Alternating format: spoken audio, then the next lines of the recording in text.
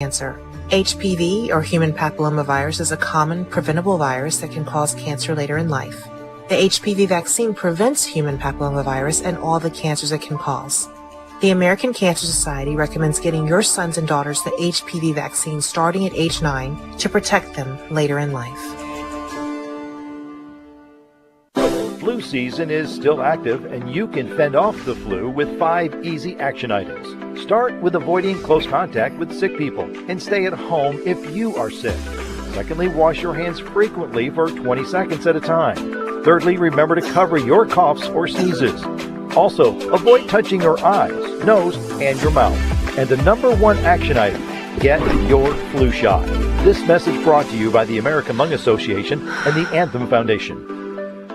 Right now, more than 125,000 children are waiting to be adopted from foster care. The Dave Thomas Foundation for Adoption works around the clock to find them the permanent, loving homes they deserve. You can help. Learn more at davethomasfoundation.org.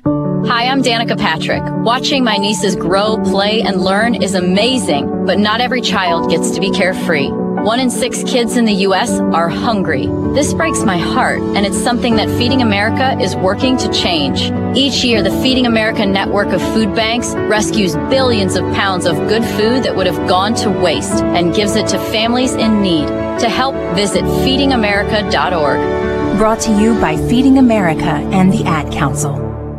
Kansas City's hometown sports station. Sports Radio 810 WHP Kansas City.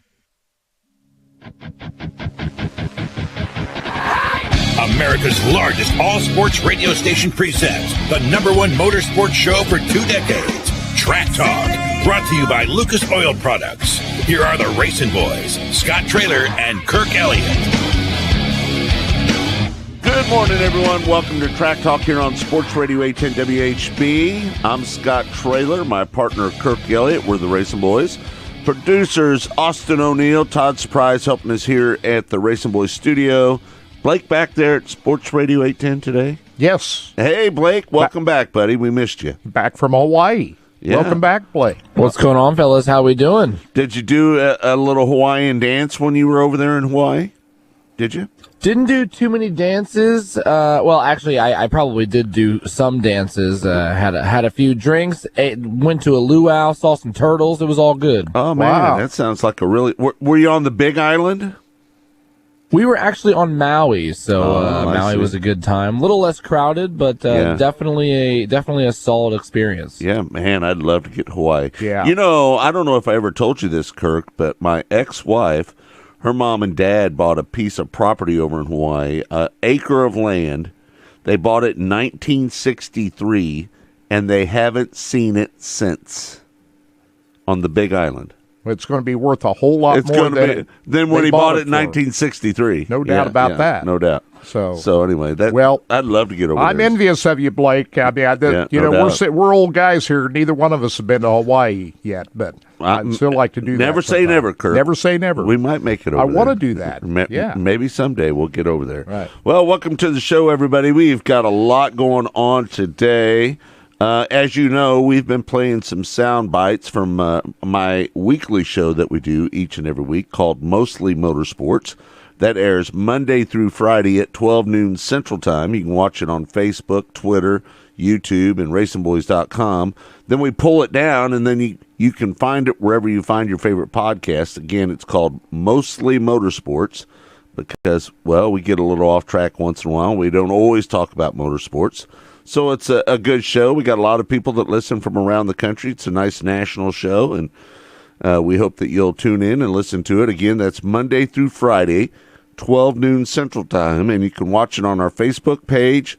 You can watch it on Twitter. You can watch it on YouTube and racingboys.com. We had a pretty good show this week. Brady Bacon picks up the win out at Lakeside Speedway. He did it in pretty dominating fashion, didn't he, Kurt? He did, and that's the only race that we've seen so far this week. It's a big weekend in Kansas City, of course, with Kansas Speedway going on, and last night got wiped out because of the heavy rains overnight on Thursday night, wiped everything out last night. There's been no races yet at Kansas Speedway. We've got 2 big ones today, and, of course, the Cup race tomorrow. So Brady Bacon is really the only race we have to talk about so far this weekend. So well, we've also got Mike Marler on, who picked up a $50,000 paycheck last week. We'll talk to him about that win as well. Trenton Berry, we'll talk about USMTS with him.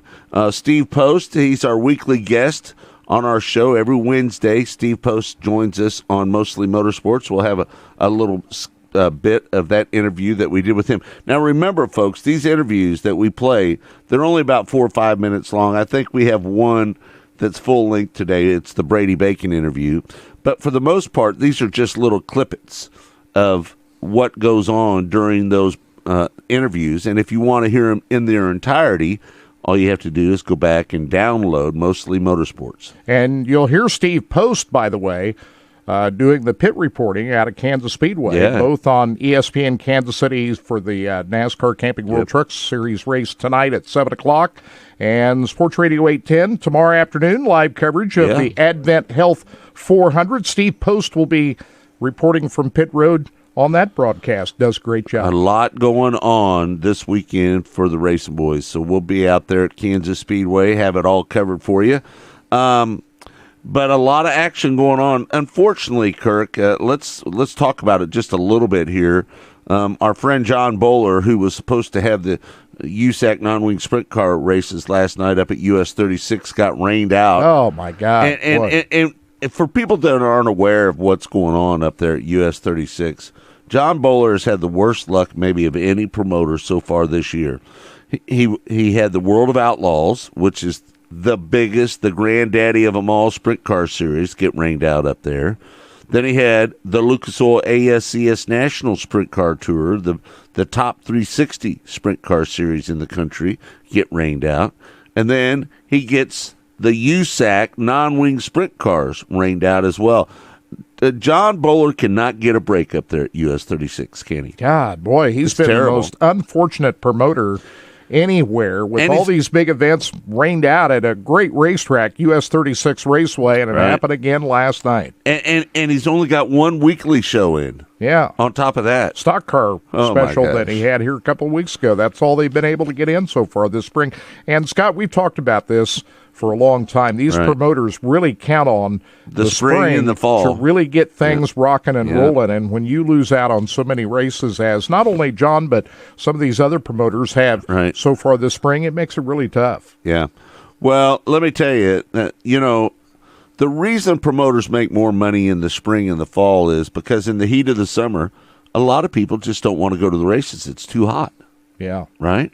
I mean, when it's 100 degrees outside, you have to be a really diehard race fan to want to go to the races. And a lot of the fringe fans, the fans that are just kind of go there when it's convenient or the weather's nice, they don't go when it's really hot outside. And that's where the dip-off happens in the summertime. And it's the weekly racing programs we're really talking about more than the specials. Specials got their own dynamic, and there's plenty of those in the summertime. But for as far as weekly racing operations, they really count on getting off to a good start in the spring. And when weather doesn't cooperate, it financially, it's already tough with the expenses going up everywhere, especially for these promoters. Fuel prices and all the other expenses are going off, and it's really hard to make the fan paying at the gate make up for that. They don't want to raise ticket prices and so forth, so you really want to try to make hay early in the season in order to keep your head above water. That's really tough right now for everybody. It's a tough assignment. And you mentioned it, Kirk, because these tracks, if you don't understand, they have to water these and prep these tracks, and they use a lot of big machinery. And the price of diesel fuel right now, my gosh, over $5 a gallon. So it's definitely affected. And it's put a crunch on the race teams, too. Oh, yeah, for sure. Yeah, the people that are traveling up and down the road with these professional series, they're feeling it as well. Yeah, no doubt. So, Brady Bacon, what'd you think of that race out there the other night there? Brady picking it up. Dominant. Yeah. I mean, I thought maybe Robert Ballou would have something for him because in qualifying, Ballou was fast took over the fast time from Brady Bacon and was like more than a tenth of a second faster than Brady in qualifying. You're thinking, okay, those two guys are going to be battling it out for the lead. But at the start, both Bacon and Ballou started side by side on the third row, and it was Brady who just shot right up there. And Ballou had his hands just trying to battle for second place there, but he was too far back there at the end. By the time Ballou got to second, he was just so far back there to try to I think run down Brady. Ballou had to get around Axum for that second place, right? That wasn't easy. Axum ended up falling to fourth. I think Larry got around him and ended up running third, I believe. Yeah. Right? So, I mean, it's so Ballou had his hands full just trying to get second, and by that time, Bacon was gone. Yeah. Well, Brady Bacon, a two-time winner out at Lakeside Speedway, and, you know, he mentioned something after that race, that the track is back to the way it used to be, like back in the old TNT days. He feels that the way the track is cut in and the surface, the way it was ran, he felt that it was a throwback to the old days. Well, they did do some work on that racetrack to get it back to the way it used to be, because it was kind of, I wouldn't say cupped out or anything like that. No. But it wasn't, over the years, it went away from what it originally was. Right. But I'll say this, and Austin, I don't think he agrees with me on this, but I think they flattened out turns 3 and 4. Yeah. I don't think it's bowled up as I much. think they did. There's no doubt about that. Yeah, they flattened it out a little bit over there in 3 and 4. Maybe that's a lot of what Brady was talking Maybe about. so. That remembers. Yeah. But it'd been a while since Brady had been at the racetrack, because we had some events that were scheduled over the last couple of years that didn't happen. And so that's the first time in a number of years Brady had been there. But, I think he's dead on when he says back to the way it used to be. Yeah. Because they did flatten that out, as you pointed out. How about the All-Stars last night? Justin Peck wins up there at I-96. Yep. That was a pretty good race. Yeah, he had a really good run last night. Peck is one of these drivers over the last 2 or 3 years that has really stepped forward and become one of the top guys in the All-Star Circuit of Champions. And he's been making a name for himself, too, in a lot of these races out in Pennsylvania. And he set quick time. Actually, he was the second quick time in qualifying last night, and then he was able to start third and win the feature. Tyler Courtney started 10th and ended up second, but too far back to try to make a challenge on Peck. And that was Peck's first win with the All-Stars this year. That was his, I think, the best finish he had this year. He had a podium finish. I think it was at Bloomington, if I'm not mistaken. And that is his 6th all-time All-Star win. So good job by Peck by picking up that win. But it looked like there for a minute that Scotty Thiel was going to win. But unfortunately, things didn't go his way as well. Yeah, he had got caught up in a That would have been a big situation. upset if he would have won that race, by the way. Right. Yeah. Hunter Schoenberg continues to impress. He's been running up front just most every race here recently. He had a win here a couple of weeks ago, and he picks up a third-place finish last night after starting in 5th spot. You know, Buddy Kofoid was running second and had a right rear flat. Did you see that, Is that Austin? what happened to him? Did you see where Buddy Kofoid had that right rear flat? I did not. Oh, you didn't watch that. You were watching Monette, weren't you? Yeah, I was. But I got to correct you. I know that my job's to correct you sometimes. Right. It was Bloomsburg where you finished third. Bloomsburg. With Justin Peck. Bloomsburg. Okay. Yeah, not Bloomington. Not Bloomington. It was Bloomsburg. No. Bloomsburg in Pennsylvania. Well, I knew it was a B. Yeah. That's all I remember. Hey, you got close. I got to give it to you. Right. I was almost there. Outlaws got rained out last night at Williams Grove, but that was a great race on Wednesday night at Lincoln Speedway. But they had the races going last night, and they couldn't get the track worked in last night. Isn't that? Yeah, after it rained, it was so humid there that they just couldn't get the track work back in to continue on, so it got wiped out. But we did see a race on Wednesday night at Lincoln Speedway where Jacob Allen wins a big hometown victory, and what a crowd of people around Victory Circle that night. That was a big win for Jacob after he picked up victory at Lake Ozark Speedway here a few weeks ago. Jacob Allen all of a sudden's got 2 feature victories on the World of Outlaws. Yeah, how about that? Good stuff. So hopefully they'll get it in tonight at Williams Grove. And we forgot to mention they did cancel Valley last night too. They did. Right? Yeah. It was just the heavy rains that we got overnight on Thursday, I think about 1.5 inches of rain overnight on and the sun came out. It was out all day yesterday, but the damage had already been done with Lakeside, Valley, and US 36 Speedway. Just couldn't get any of those shows in. So tonight's a big night for I-70 Speedway, though, right? Because I-70 Motorsports Park. Oh, Motorsports Park. Old habits die hard, don't they? It's I-70 Speedway. It's always going to be I-70 Speedway to me. You're going to be there. I'm going to be there because I want to see the non-wing cars race out there. I think that's going to be a hell of a show. I can't wait to go out there and see it. The new facility, I've only been out there once. I watched some non-wing cars race out there once. I don't know what the car count will be out there. Austin, what are you betting out there? I'm thinking 30, 35 cars. They might lose a few of the local guys because they're going to go down and run the Show Me Showdown down there at Lucas Oil Speedway, right? Don't you think they might lose a couple? The open wheel showdown, not the Show Me Showdown. That's a micro race.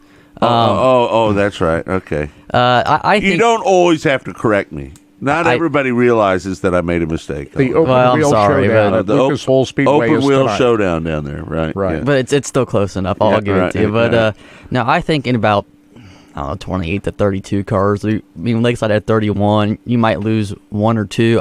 I know you'll lose one for sure. Donnie might not be there, right? He might not. I'm going to say 26. Do you think Donnie wants to run with the USAC guys over running for the points in WAR or NWRA? What's he run full time? WAR or NWRA? NWRA. I think he kind of runs both, but I don't follow him that closely to know. But I mean, if I was him, you've been to I-70 a couple times now.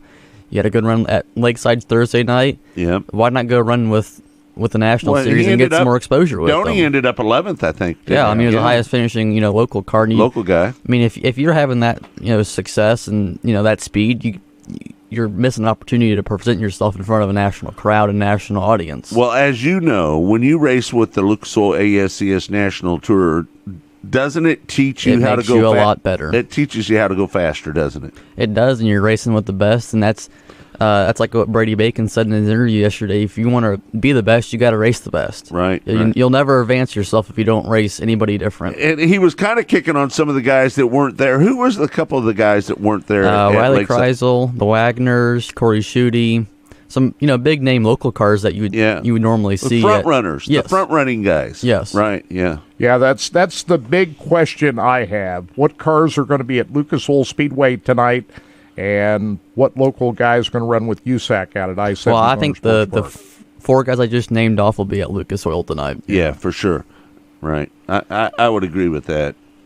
So you got wing cars, non-wing, and midgets all on the card tonight at Lucas Oil Speedway. And our boy is going to be down there racing tonight, aren't you, First race of the season, huh? You got that engine in there ready to go. He's going to cut out here in a few minutes and get ready to go down and race tonight. Are you looking forward to it, my friend?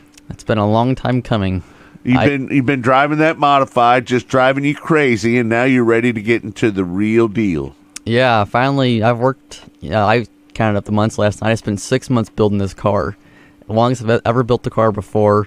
And just if you would have told me, 4 months ago I'd be racing in May, I wouldn't believe you. But just the way everything fell, and we had to go to a track that we got a lot of laps at. So I think we got a shot at being at least a top 5 car. I came from the B last year to run 6, so we know we can do it. I think what you're trying to do is an outlaw schedule with a 360. Pretty much. Right? Isn't that kind of what you're going to do? You're not going to run for points anywhere. No, I'm just going to run all the ASCS shows, all the National Tour shows that come to Kansas City. Yeah. I mean, can't pass up a series like that, and then wherever else I want to go, I can go. I bet you weren't disappointed that you didn't go to Monette last night. How many tires did they cut down last night? Well, like I read in the press release for my race pass this morning, 8 cars finished, 19 started. And most of them cut tires. And in 4 laps, 4 of the top 5 cars lost a right rear tire. I know it. Jeremy Camel's got that place figured out down there, doesn't he? He does. Well, he won down there last 4th of July weekend. You know what he said last night in his post-race interview that really made sense to me is that he intentionally quit getting any wheel spin because he was afraid he was going to cut his tire. So he didn't run it any harder than he had to. He wasn't going to run it until he saw a nose wing move inside of him. And he decided not to have any wheel spin, and that got him to the end of the race. Yeah, I mean, if anybody that watched the race last night on Racing Dirt, you kind of notice a spark getting into one, and sometimes it might be the rear brake rotor. You say there's a big rock over there. But I believe that was the big rock sitting in turn one, and the frame rails, digging in the rock, and that's probably what caused, 5 to 6 tire failures. It was crazy how many tire failures we had last night there. Well, we're going to have everything covered tonight. Austin's going to be down at Wheatland for Lucas Oil Speedway. You're going to be out at I-70 Motorsports Park. Right. Where are you going to be? I'm going to Kansas Speedway all day. We got a doubleheader race out there. We got the Dutch Boy 150 ARCA Menards race at 1 o'clock this afternoon. And then tonight, the NASCAR Camping World Truck Series Heart of America 200. You can hear that live over on ESPN Kansas City beginning at 7 o'clock tonight. Live MRN coverage. We'll have a live pre-race show at 3 o'clock this afternoon, so tune in for that. So, yeah, looking forward to a full day. They're going to qualify the Cup cars at around 5:30 today. The Cup cars won't be on the track for the first time until 4 o'clock today with practice session. And at 5:30 will be the qualifying for the Cup Series and then the truck race tonight. So looking forward to a big day out at Kansas Speedway. Get ready. The sound of these Cup cars are different than what you're used to. It's going to be a lot louder. Bring some earplugs is what I'm going to tell you. Throaty sound out there. Yeah, looking forward to a big day out of Kansas. Michael says hard to get fans in the routine of going as well. No weekly racing. They find other stuff to do. That's true. That's right. As soon as you have other options, I've said this about Lakeside Speedway. Their fan count went down there for a little bit, and that was because people got out of the routine when it flooded and it was closed for a half a season or whatnot, whenever. It's done that a couple times. People get out of the habit of going. And you got to recreate that habit. Get those people back in the habit of going to the races every Friday night. And we've seen that happen a time or two, haven't we, Kirk? Absolutely. I remember, Lakeside Speedway, when it got flooded here several years ago, they weren't able to get any races in. Yeah, people get out of the habit of going if you're not racing. Right. You know what else they do? They learn how to save money by not going to the races. Yeah. That's another thing that people don't bring up as well. All right, we're going to take a break. When we come back, we are going to play a Brady Bacon interview that we did with Brady. It's in its entirety, and we'll play that next. And then after that, we're going to have an interview that we did with Pat Warren from Kansas Speedway, the president of Kansas Speedway. That's all next here on Track Talk. It's brought to you by Lucas Oil Products. It works. We'll be right back. Track Talk. As your power steering pump ages, seal leaks may occur, causing the power steering system to lose fluid. Your power steering system may also develop an annoying squeal, and the steering may become more difficult to handle. By using Lucas Power Steering Stop Leak, you will stop the seal leaks, reduce slack in rack and pinion, eliminate the squeals and hard spots in your power steering system. It is guaranteed to stop seal leaks or your money back. Lucas Power Steering Stop Leak. It works. Hey, Kansas City, Stephen St. John here. It's Window Nation's graduation sale. If your old windows are failing or just not making the grade, here's your homework assignment. Call Window Nation. With straight A's from the Better Business Bureau, alongside installing over 1 million windows in over 125,000 homes, they're definitely at the head of the class. Earn your degree in savings now during Window Nation's graduation sale. Get 0% financing for 5 full years. That's simple math. 60 months interest-free. Plus, get 2 free windows with every 2 you buy. It's like getting a diploma from Window Nation University. It's the commencement of lower energy bills with the advantages of curb appeal and improved value for your home. Graduate with honors and savings. Get 2 free windows for every 2 you buy with no limit and 0% for 60 months. That's 5 full years, no payments, only with Window Nation. Just call 866-90-NATION or visit windownation.com. 866-90-NATION or windownation.com. Window Nation, the perfect fit. They say consistency is the key to success. They weren't wrong. So how about grabbing a beer that's consistently smooth, consistently refreshing, and consistently light? You might just find that the road to success can be pretty enjoyable. Michelob Ultra, the perfect balance of taste and refreshment, and only 2.6 carbs and 95 calories. It's only worth it if you enjoy it. Enjoy responsibly. Anheuser-Busch Michelob Ultra Light Beer, St. Louis, Missouri. Hello, Kansas City. It's Matt Beasler, former Sporting KC captain. Did you know you can recognize outstanding teachers and students in our community by nominating them as Blue KC Sporting Samaritans? We've partnered with Blue Cross and Blue Shield of Kansas City to recognize administrators, teachers, and students who make our community a better place to live, work, and play. Each Blue KC Sporting Samaritan will be recognized at a Sporting KC home match throughout the 2002 regular season. They'll receive tickets to a match and be provided with SKC merchandise and more. To learn additional information about the program and to nominate a Blue KC Sporting Samaritan, visit sportingkc.com/BlueKC. The NASCAR Cup Series. Kyle Busch will pull away by a 30 seconds over Larson. Heads to Kansas Speedway. Kyle Larson, looking in the rearview mirror, says, I need to get out of here, and I need to get out of here quick. For a showdown in the Sunflower State. 3 wide from third on back as up front. Here comes Kyle Busch. He's going to steal it this afternoon in Kansas. It's the Advent Health 400. Live coverage from Kansas Speedway begins Sunday at 2 on Sports Radio 810 WHP.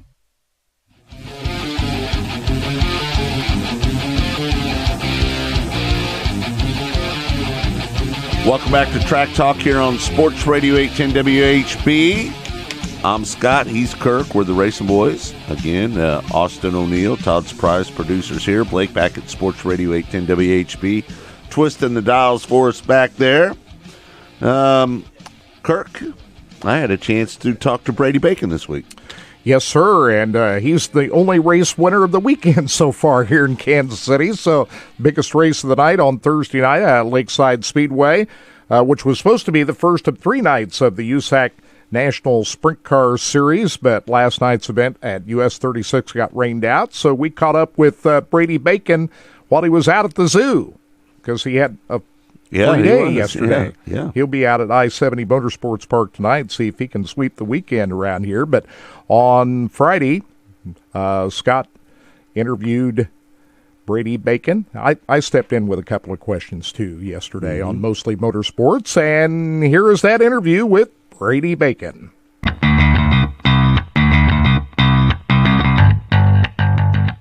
And joining us now on the show is last night's winner of the non-wing sprint car action out at Lakeside Speedway, Brady Bacon. How you doing, Brady? Great. How about you guys? Man, you put it on him last night, bud. That was a pretty impressive performance. Yeah, Lakeside has always been a really good track for us, kind of during my whole career. So it's been too long since we've been there to race, and glad to get back and kind of pick up where we left off last time we were there. You know, you mentioned it in your post-race interview last night, that track was back to the way it used to be. Were you talking about back in the TNT days, or what were you talking about when you talked about the surface and the way that the banking is on the racetrack?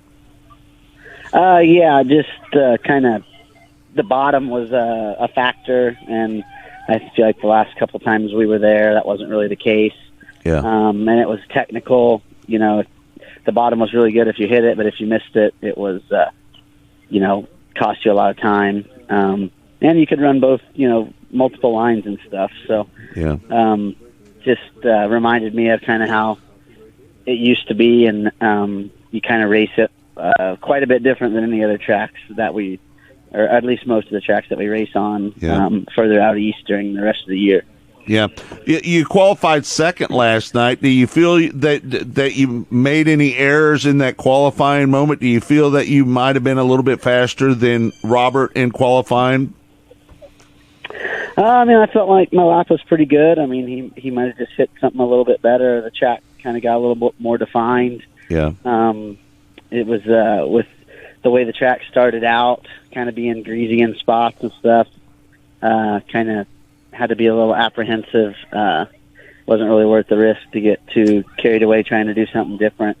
So I felt I made a pretty good lap, but it doesn't really affect your night terribly to be first, second, third. Right. The points at the end of the year all add up, but it was a pretty solid night. I mean, qualifying second in the heat race, and then we won the feature. So definitely happy. Our qualifying good is definitely age you quite a bit in the USAC format. Speaking of age, man, when I first met you, you didn't have any kids. You and C weren't even married, and now you've got a whole nest full of kids, right? Yeah. We're actually, unfortunately, got rained out tonight, and we're at the Kansas City Zoo right now. So. Are you? All right. What are you looking at right now at the zoo? What animal? We're in Australia, so we're looking at the sheep. Okay. The kangaroos, and they're looking at the sheep right now. Yeah. Brady, you know, that US 36, man, that's a great venue. Have you ever won up there before? No, it's been 10 years, I think, since I've been there. I think it was ASCS National Race, probably in 2011, 2012. Right. So, really, really cool racetrack, really fast, high banked. So, that's the second time I've gotten rained out there this year. So, hoping it works out to get back there sometime soon. You know, John Bowler, the promoter of that racetrack, he's had a terrible year. He got rained out with the World of Outlaws. He got rained out with the Lucas Oil ASCS National Sprint Car Tour. Now he's getting rained out with you guys. That's a tough way to start your season. I got to tell you about that racetrack, though. It's a lot better than it was back there in 2012. You remember how it used to have that little dip going into turn one, and people would bunny hop and flip and get up in the fence down there in turn one? Do you remember that? Yeah. That is gone. And that racetrack, that surface up there now at US 36 is as good as it's ever been. It's really nice, smooth. They don't make it real tacky and heavy fast. They slick it off. It was going to be a great race tonight, man. I'm so bummed out that it's not going to take place, and I'm really in pain for John Bowler up there. But what about I-70 Speedway? Have you been out there and raced yet? I have not. I have not been there since it reopened with the dirt on it. Watched races on the internet and stuff, but haven't raced there myself. But with Tommy Estes running it, I've heard only good things about it, pretty much. Yeah. Did you win a race for Mike and Megan up there on the little dirt track out back one time? No, I've never raced at I-70. Oh, you never raced there? No. Yeah. So what's the plans this year, Brady? I guess just try to win another championship, right? Yeah, that's goal number one. Race all the USAC National Sprint Car races, try to get another championship, and then kind of expanded our schedule a little bit this year with some more wing racing, driving for Kelly and Laura Hink. We kind of put a deal together to run a handful. We've gotten rained out on a couple already, but been really fast the two times we've been out. Super solid qualifying efforts. Had a shot to win at Lake of the Ozarks with the Outlaws and had a flat. Yeah. So pretty excited about racing that a little bit more. We'll be at Lake of the Ozarks in June with that wing, non-wing doubleheader weekend. Yeah. And then, Kings Royal, Knoxville Nationals are tentatively on our schedule as well, and then fill in with some the half-mile Silver Crown races, dirt Silver Crown races, right, and handful of midget races here and there too. That car that you ran down there at Lake Ozark Speedway, that was a brand new car, wasn't it? Yes, yeah, we built it over the winter at my shop there in Union City, Ohio. Similar to obviously all our other stuff, but it was pretty encouraging to come out of the box with that kind of speed right out of the gate. Yeah, no doubt. Hey, Brady, congratulations on the win last night. This is Kirk. You're as versatile an open-wheel driver as there is anywhere. No doubt. How proud are you that you're able to climb in all these different race cars and do well? Is that a big thing for you, even more so than winning the championship in the sprint cars?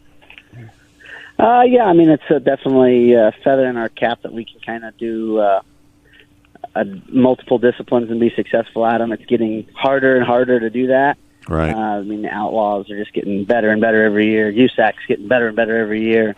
But we're still able to go and compete, and then usually the more we're able to race, a different discipline, the better we get. So it's encouraging to know that, your career's not limited to one path, but we definitely have found kind of a niche for our supporters and partners that works for us, which is predominantly non-wing 410 sprint car racing. But it does just kind of keeps everything exciting and fresh to be able to do different things every once in a while and keep you on your toes. We're visiting with Brady Bacon. He picked up the win last night at Lakeside Speedway.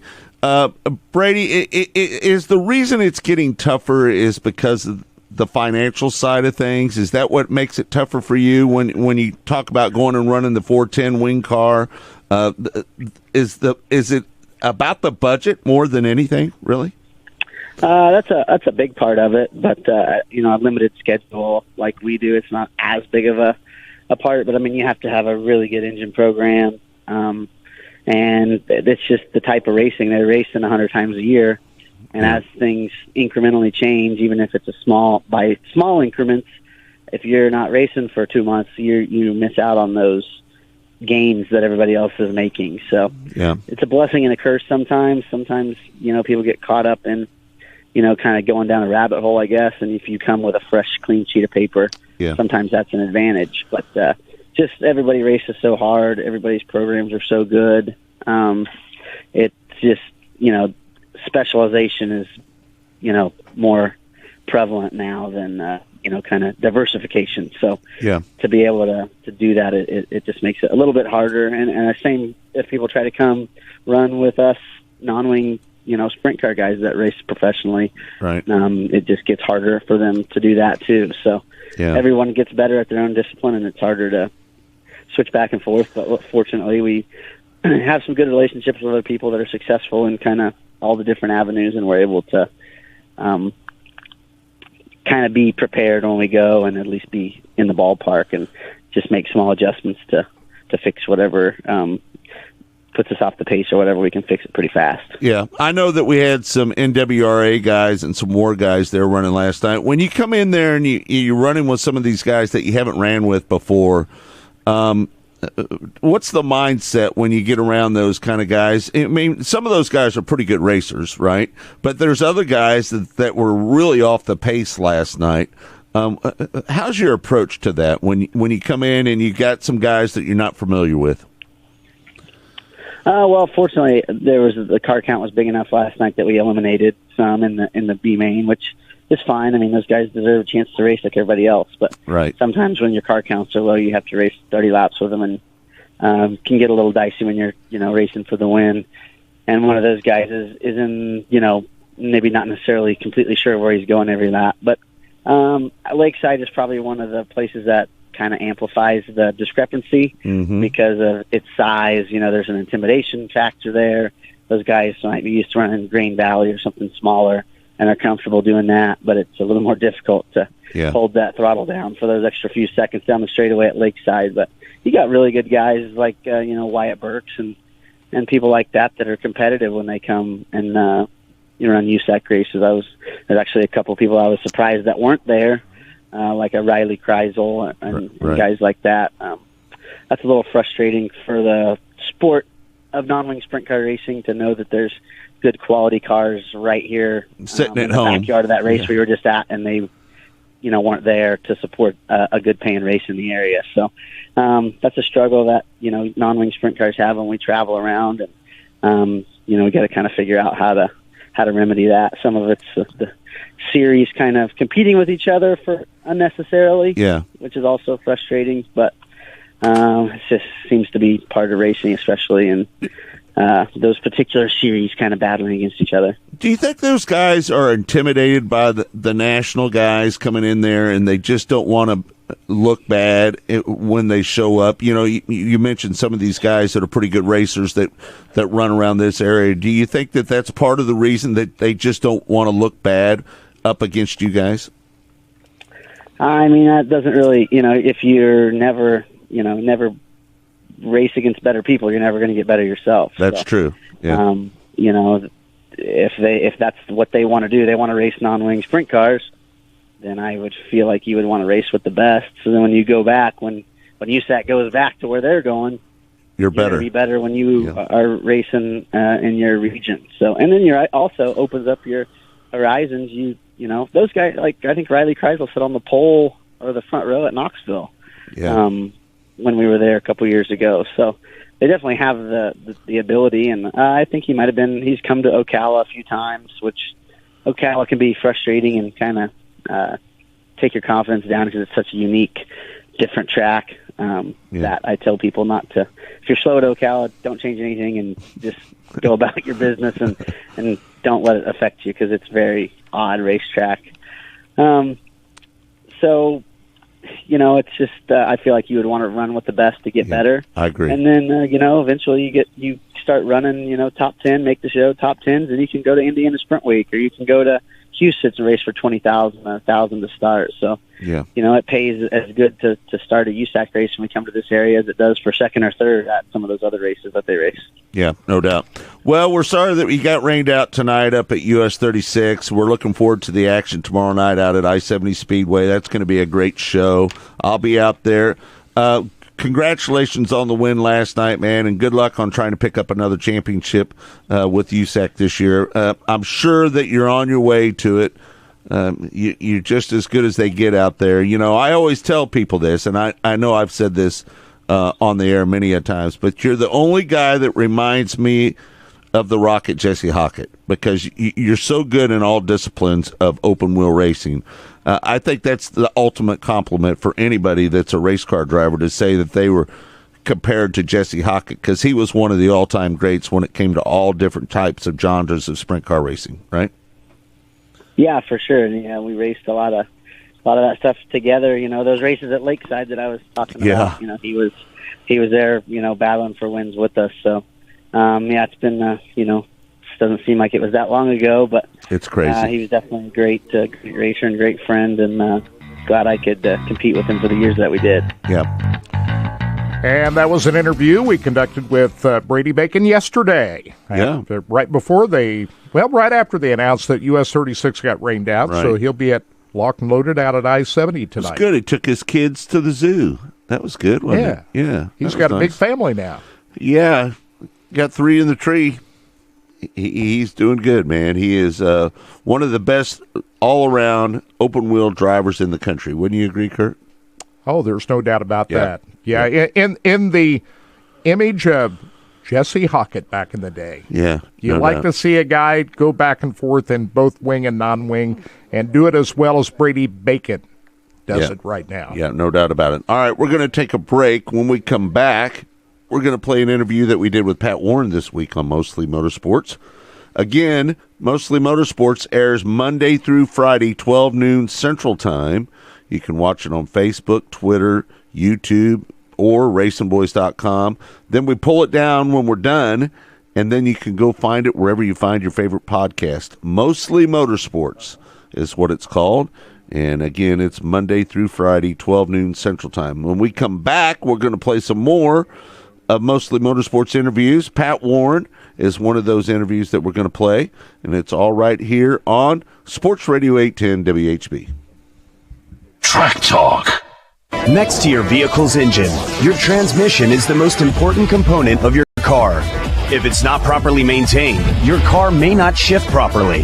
By adding Lucas Transmission Fix to your transmission, it cleans and lubricates sticking valves for proper shifting, renews worn bands to stop slipping, stops seal leaks, will not void new car warranties, contains no harmful solvents. Lucas Transmission Fix. It works.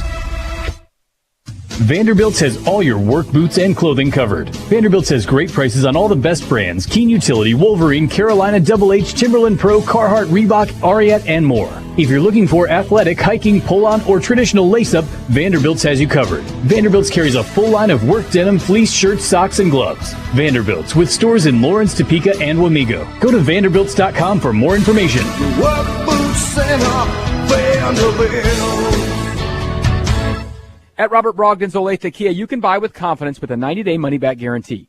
Robert Brogdon has a large allocation with a selection of your favorite Kias, like the 2022 Kia Sorento with seating for 7, or the spacious and upscale 2022 Telluride. Plus, it gets better. Add in the Kia 10-year, 100,000-mile warranty, plus a 90-day money-back guarantee, and you've got a Brogdon Best Buy. Visit OlatheKia.com or see them today at I-35 in Santa Fe. Customer must register vehicle. Warranty is a limited powertrain warranty. See Kia.com or retailer for details. Hey, it's Lebo here for CertaPro Painters. You know, many of us have spent a lot of time around the house recently, and that gets home projects on your mind. When it comes to painting the outside of your house, don't do it yourself. Use the power of Pro with CertaPro painters. I've used them for years, both inside and outside of my home, and it's always perfect. I know they'll be the same for you. You can get a free estimate right now at CertaPro.com. That's Certa with a C. You can also see the other services they offer. And while you're there, check out their paint color visualizer. It'll help you pick the colors for the outside of your home. Each CertaPro painter's business is independently owned and operated, so they really are your local neighborhood painters. It's the best of both worlds. It's time to get on that spring painting schedule with CertaPro painters. We've been through another KC winter, sleet, snow, cold weather. They all take a toll on your home's exterior.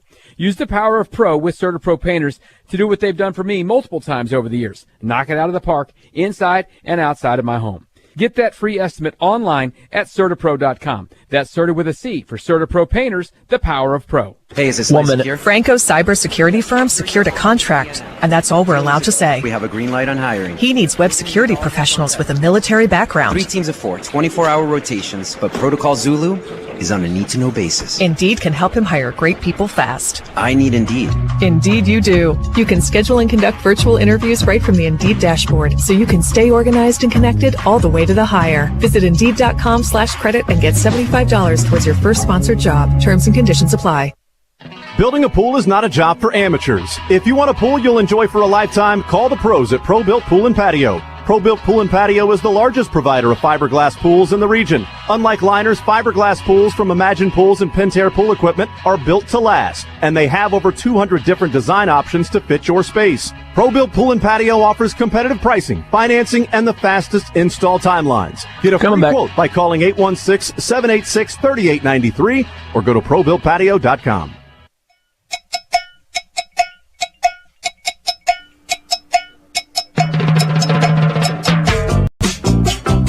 Welcome back to Track Talk here on Sports Radio 810 WHB. I'm Scott. He's Kirk. We're the Racing Boys. Again, Austin, Todd, Blake helping us out with the show today. And Kirk, we had a chance to talk to the president of Kansas Speedway. First of all, Dominic Scelzi won the Peter Murphy Classic last night, right? Yes, big win for Dominic. Yeah. He's doing really well so far this year. Yeah, won a number of races. So I was watching that race last night, by the way. You saw that? Yeah, I watched a little bit of it. Yeah, I missed it. So congratulations, Dominic. It was on Flow, by the way.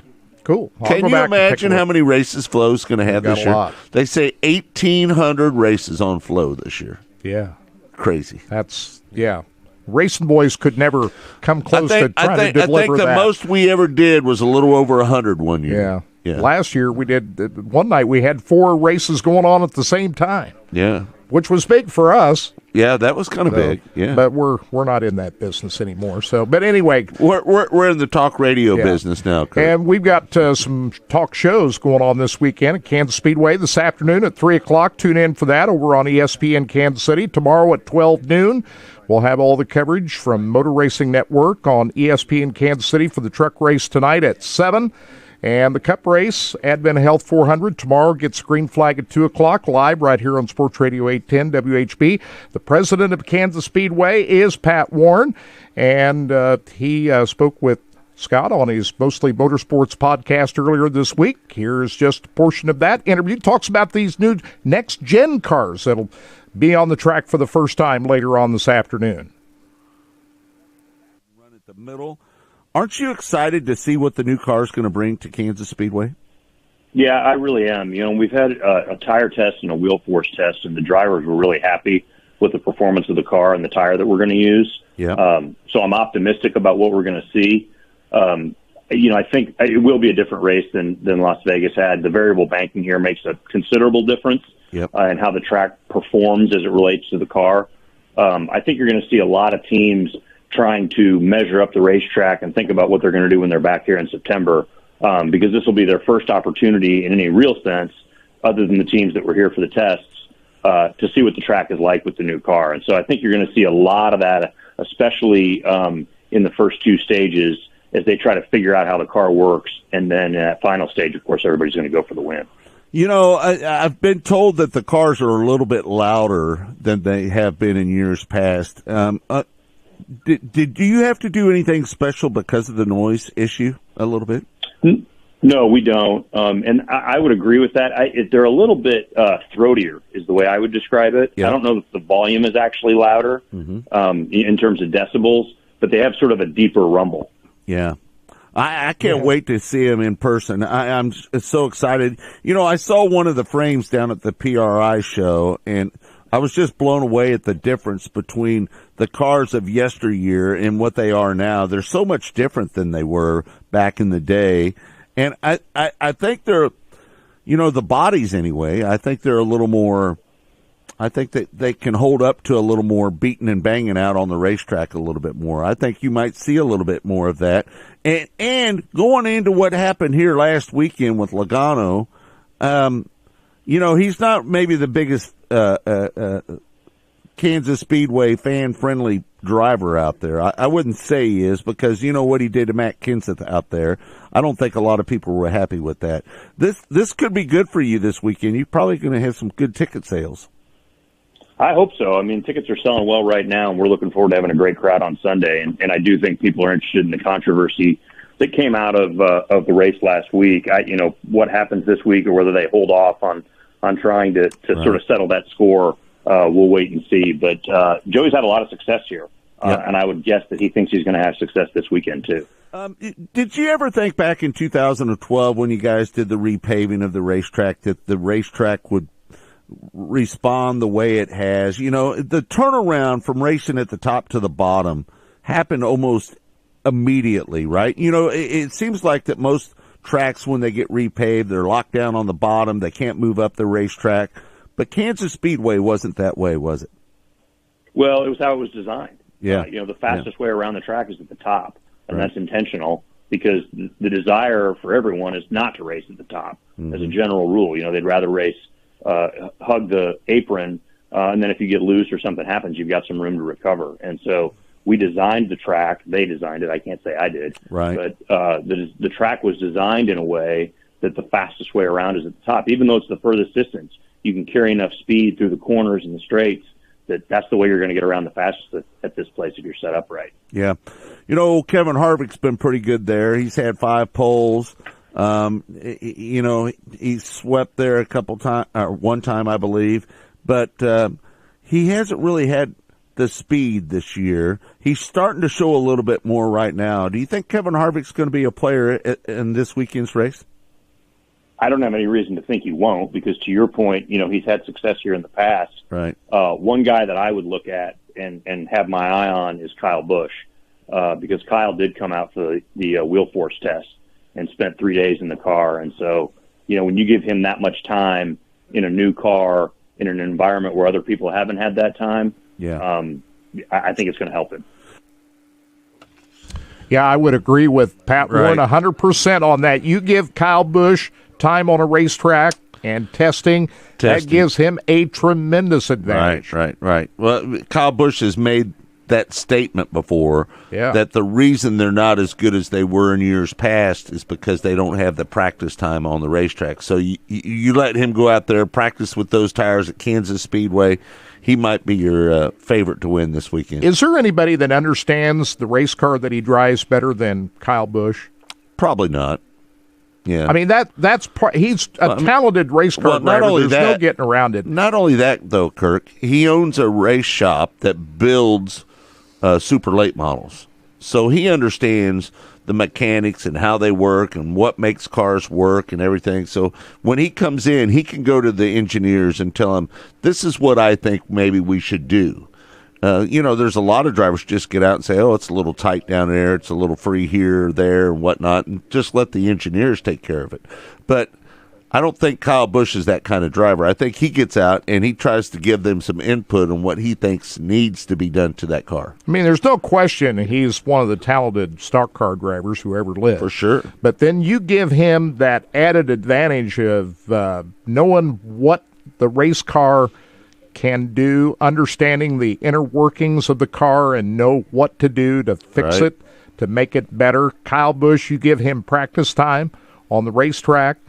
I think that gives him a big advantage. No, I agree with you. Yeah, for sure. So, Kirk, tonight, I guess for everybody that wants to go see some live racing. We're going to have racing out at I-70 Speedway. It's the USAC non-wing sprint cars are going to be out there, and I know that you're going to see some of our regional guys going to come out there and run with the national guys. It should be a pretty good race going out to I-70 Speedway. Listen, there's no doubt about it that I-70 Speedway is one of the nicest tracks in the country, right? You're just gonna call it I-70 Speedway, aren't you? Yeah, that's what I'm going to call it. You're going to refuse to call it what they want to call it. It's I-70 Speedway. I-70 Motorsports Park. It's I-70 Motorsports Park because it has two tracks. I-70 Speedway, the dirt track, and then I-70, I think it's like Dragway or Drag Strip is your drag strip. So you're right, Scott. It's I-70 Speedway. Okay. It forever will be. It says I-70 Speedway right there in the banner. We're looking at it there. I mean, listen. So, right there. Anybody, listen, I went to I-70 Speedway on opening day in 1969 with my dad. I heard you tell that story. And I raced out there. I started racing at I-70 Speedway in 1990 or 89 or 90. You were pretty good on that racetrack. Well, let me just say, it's always been I-70 Speedway to me, and it's going to be hard for me to change me calling it I-70 Motorsports Park. It's I-70 Speedway. I'm sorry. I would bet money that most people that went to I-70 still call it I-70 Speedway. What do you bet me? Frog, do you call it I-70 Speedway? That's what I want to know. I'll bet he calls it I-70 Speedway. John Wilson says it's I-70 Speedway. I think most people still call it that, don't they? You win. Huh? You win. No, I'm not trying to win anything. I'm just saying that I just think most people would consider it I-70 Speedway. But I'll tell you this, it's still a fast racetrack. The old paved half mile, as fast as it was, this new dirt track is a fast joint. Hey, listen, they could have saved a lot of money and just put dirt on the old pavement track. 2 minutes. Because that racetrack, Austin, that racetrack is nearly as fast as it would have been if they would have just used the old racetrack. It's right about 1/10 of a mile shorter than the pavement track. Yeah. But the banking did need to come out of it for track prepping purposes. That place is fast. It is fast. Part of the front stretch wall, the old front stretch wall is still there. Hey, but you know what's good about it? It still has that reputation of being a really ultra fast track, though, right? Yes. The outside of the dirt track is the apron of the pavement track. Right. Well, also, there's only a few things that you can find that are still there from the old days of I-70. Well, a big night it is out at I-70 Speedway. Wait, man. I can't wait. Also, at Kansas Speedway, we got two races today. The Arca Menards Dutch Boy 150 at 1 o'clock this afternoon. We'll watch that. And tonight, the NASCAR Camping World Truck Series. Race gets a green flag about 7 o'clock tonight, and you can check that all out. Chad says I-70 Speedway. Mark says I-70 Speedway. See there? Yeah. I'm not the only one. That's all good. I'm not the only one. Hey, the big those two races out of Kansas Speedway today, probably even as big a highlight as those two races today are when the Cup cars get on the track for the first time at 4 o'clock this afternoon with practice and qualifying. How many hours are they going to practice there, Kirk, today? Do you know? I think about 45 minutes. Is that it? 45 minutes. That's not really a practice session. That's just kind of a shakedown session. Well, before you qualify. I think you can learn something in 45 minutes. Yeah. I mean, you go out there, you look for leaks and whatnot, but you can run a fair amount of laps in 45 minutes and find out what your car might need. Yeah, for sure. So anyway, it's going to be a big day at both of these big speed plants here in the Kansas City area. So 1 minute. Big weekend for us, Kirk. And Lucas Oil Speedway too. Big race tonight down there. Oh man, that's a big race down there. Yeah. And Knoxville, they're running tonight. Right. A lot of stuff going on around the Midwest. A lot of other racetracks are in operation tonight. So check out a live race today. No doubt about it. All right. Well, we want to thank everybody for tuning in. Don't forget, hour number 2 right around the corner. Again, it's only on Facebook, Twitter, YouTube, and racingboys.com. It's Kirk and me, Austin, Todd, and we want to thank Blake back at Sports Radio 810 for all the help he does for us here on Track Talk. It's all been brought to you by Lucas Oil Products. It works. 15. For Kirk Elliott, for Austin O'Neill, for Todd Surprise, I'm Scott Traylor saying thanks for joining us. We'll see you next week right here on Track Talk on Sports Radio 810 WHB. Kansas City, the football draft is over, and Thanks, we are looking good. Y'all have a good weekend. I'll see y'all tomorrow. Offensive defense stacked and ready for next season. There's Sounds no good. doubt we'll be ready for the Super Bowl. It's important to have the right people on your team, just like my friends from Robertson. Your car is a responsibility. It ensures the long life of your car and its expensive components. That's why Lucas Oil takes automotive protection so seriously. Lucas heavy-duty oil stabilizer bonds with motor oil to shield engines from heat and wear. So take pride in caring for your car and pass that pride and knowledge to the next generation for years of smooth, reliable driving on the long road ahead. Trust Lucas Oil. It works. Go harder, faster, stronger with Rod End Supply. Whether you are running industrial, farming equipment, or a race car, Rod End Supply has the assortment of rod ends, radius rods, and specialty products that will help you lead the field in performance. Our superior design means our rod ends last longer and perform better, giving you the edge on the track and saving you money. Contact Rod End Supply or order online today at rodendsupply.com. We don't just sell them, we race them. rodendsupply.com. Serving the racing community for over 30 years. At Lucas Oil, we take pride in creating problem-solving products to make your car care easier. We protect your vehicle and make it run longer so you can focus on the things that matter most.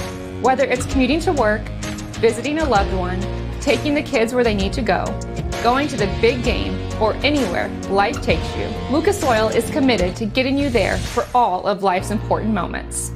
Lucas Oil, it works. Here at Specialty Sportswear in-house, we do all of the screen printing, all the embroidery. We do some vinyl. The other add specialty items like your pens, magnets, notepads, calendars. You can actually buy that, build your business to make it larger. We have the largest screen printing process and the largest embroidery anywhere around in the area. We can do stuff all the way from your school clubs to sports teams, a professional look in the office. If you can imagine it, we can do it for you. One of the main reasons for poor vehicle performance is a dirty fuel system. It can cause decreased fuel economy and actually do harm to your engine over time. By adding Lucas fuel treatment to your vehicle, it cleans and lubricates the entire fuel system. Pump, carburetors, fuel injectors, and valves as you drive. It also improves your vehicle's performance. It's a non-solvent product designed to protect both gasoline and diesel engines. Lucas fuel treatment. It works.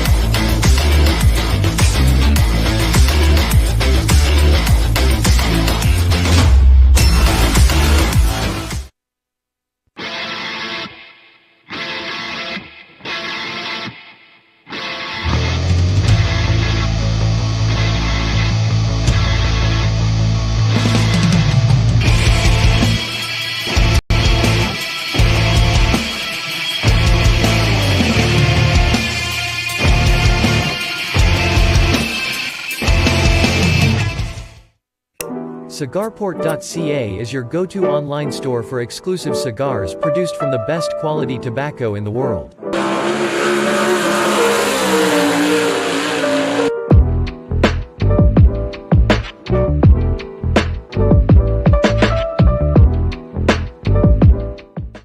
There is less than 1/100th of an inch of motor oil protecting your car's engine. Friction and heat causes engine oil to experience thermal breakdown, weakening its ability to protect the engine and its parts. Lucas Heavy Duty Oil Stabilizer is specially formulated to resist thermal breakdown, protect vital engine parts, and extend the life of your engine. It also stops smoking, knocking, and oil consumption in worn engines. Lucas Heavy Duty Oil Stabilizer. Keep that engine alive. Missouri's must play getaway. Osage National Golf Resort. 3 9-hole courses to choose from at the Lake of the Ozarks in the Osage River Valley. Stay and play packages in our first-class condos. A beautiful clubhouse complete with pro shop and exercise facilities. A large pool for relaxation and families. The Eagle View Sports Bar and Grill. Great wedding facilities. Go online and make your tee time today. Race fans, the National Sprint Car Hall of Fame and Museum is open 7 days a week, year-round, for you to come in and check out all of the wonderful race cars on display in the museum. And our online store at sprintcarstuff.com is open 24 hours a day for you to check out everything that we have in stock for sprint car fans. Whether it's for a birthday, anniversary, or Christmas, sprintcarstuff.com has it all. That's at the National Sprint Car Hall of Fame and Museum in Knoxville. We not only look to the future, we design it. Our excellence and professionalism in craftsmanship, quality, and safety is unmatched in the industry. We are proud suppliers to some of the most elite race teams in the world. We build it, you drive it. We are here to help you win. Next to your vehicle's engine, your transmission is the most important component of your car. If it's not properly maintained, your car may not shift properly. By adding Lucas Transmission Fix to your transmission, it cleans and lubricates sticking valves for proper shifting, renews worn bands to stop slipping, stops seal leaks, will not void new car warranties, contains no harmful solvents. Lucas Transmission Fix. It works. Hey everybody, this is Larry the Cable Guy, and if you're not listening to the Racing Boys, then you've got some sort of head problems. You gotta listen to the Racing Boys. Get her done! Welcome to Hour 2 of Track Talk on the Racing Boys Broadcasting Network. Brought to you by Lucas Oil Products. Made in America, sold to the world. Here again are the Racing Boys, Scott Traylor and Kirk Elliott.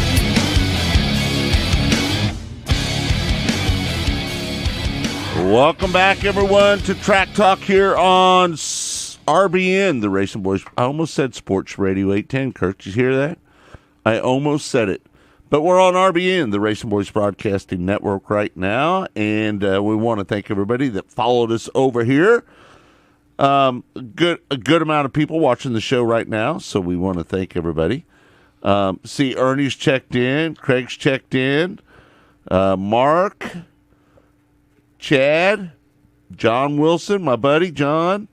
We won a lot of races together, me and old John Wilson. Tommy Hahn is there. Kelly's in.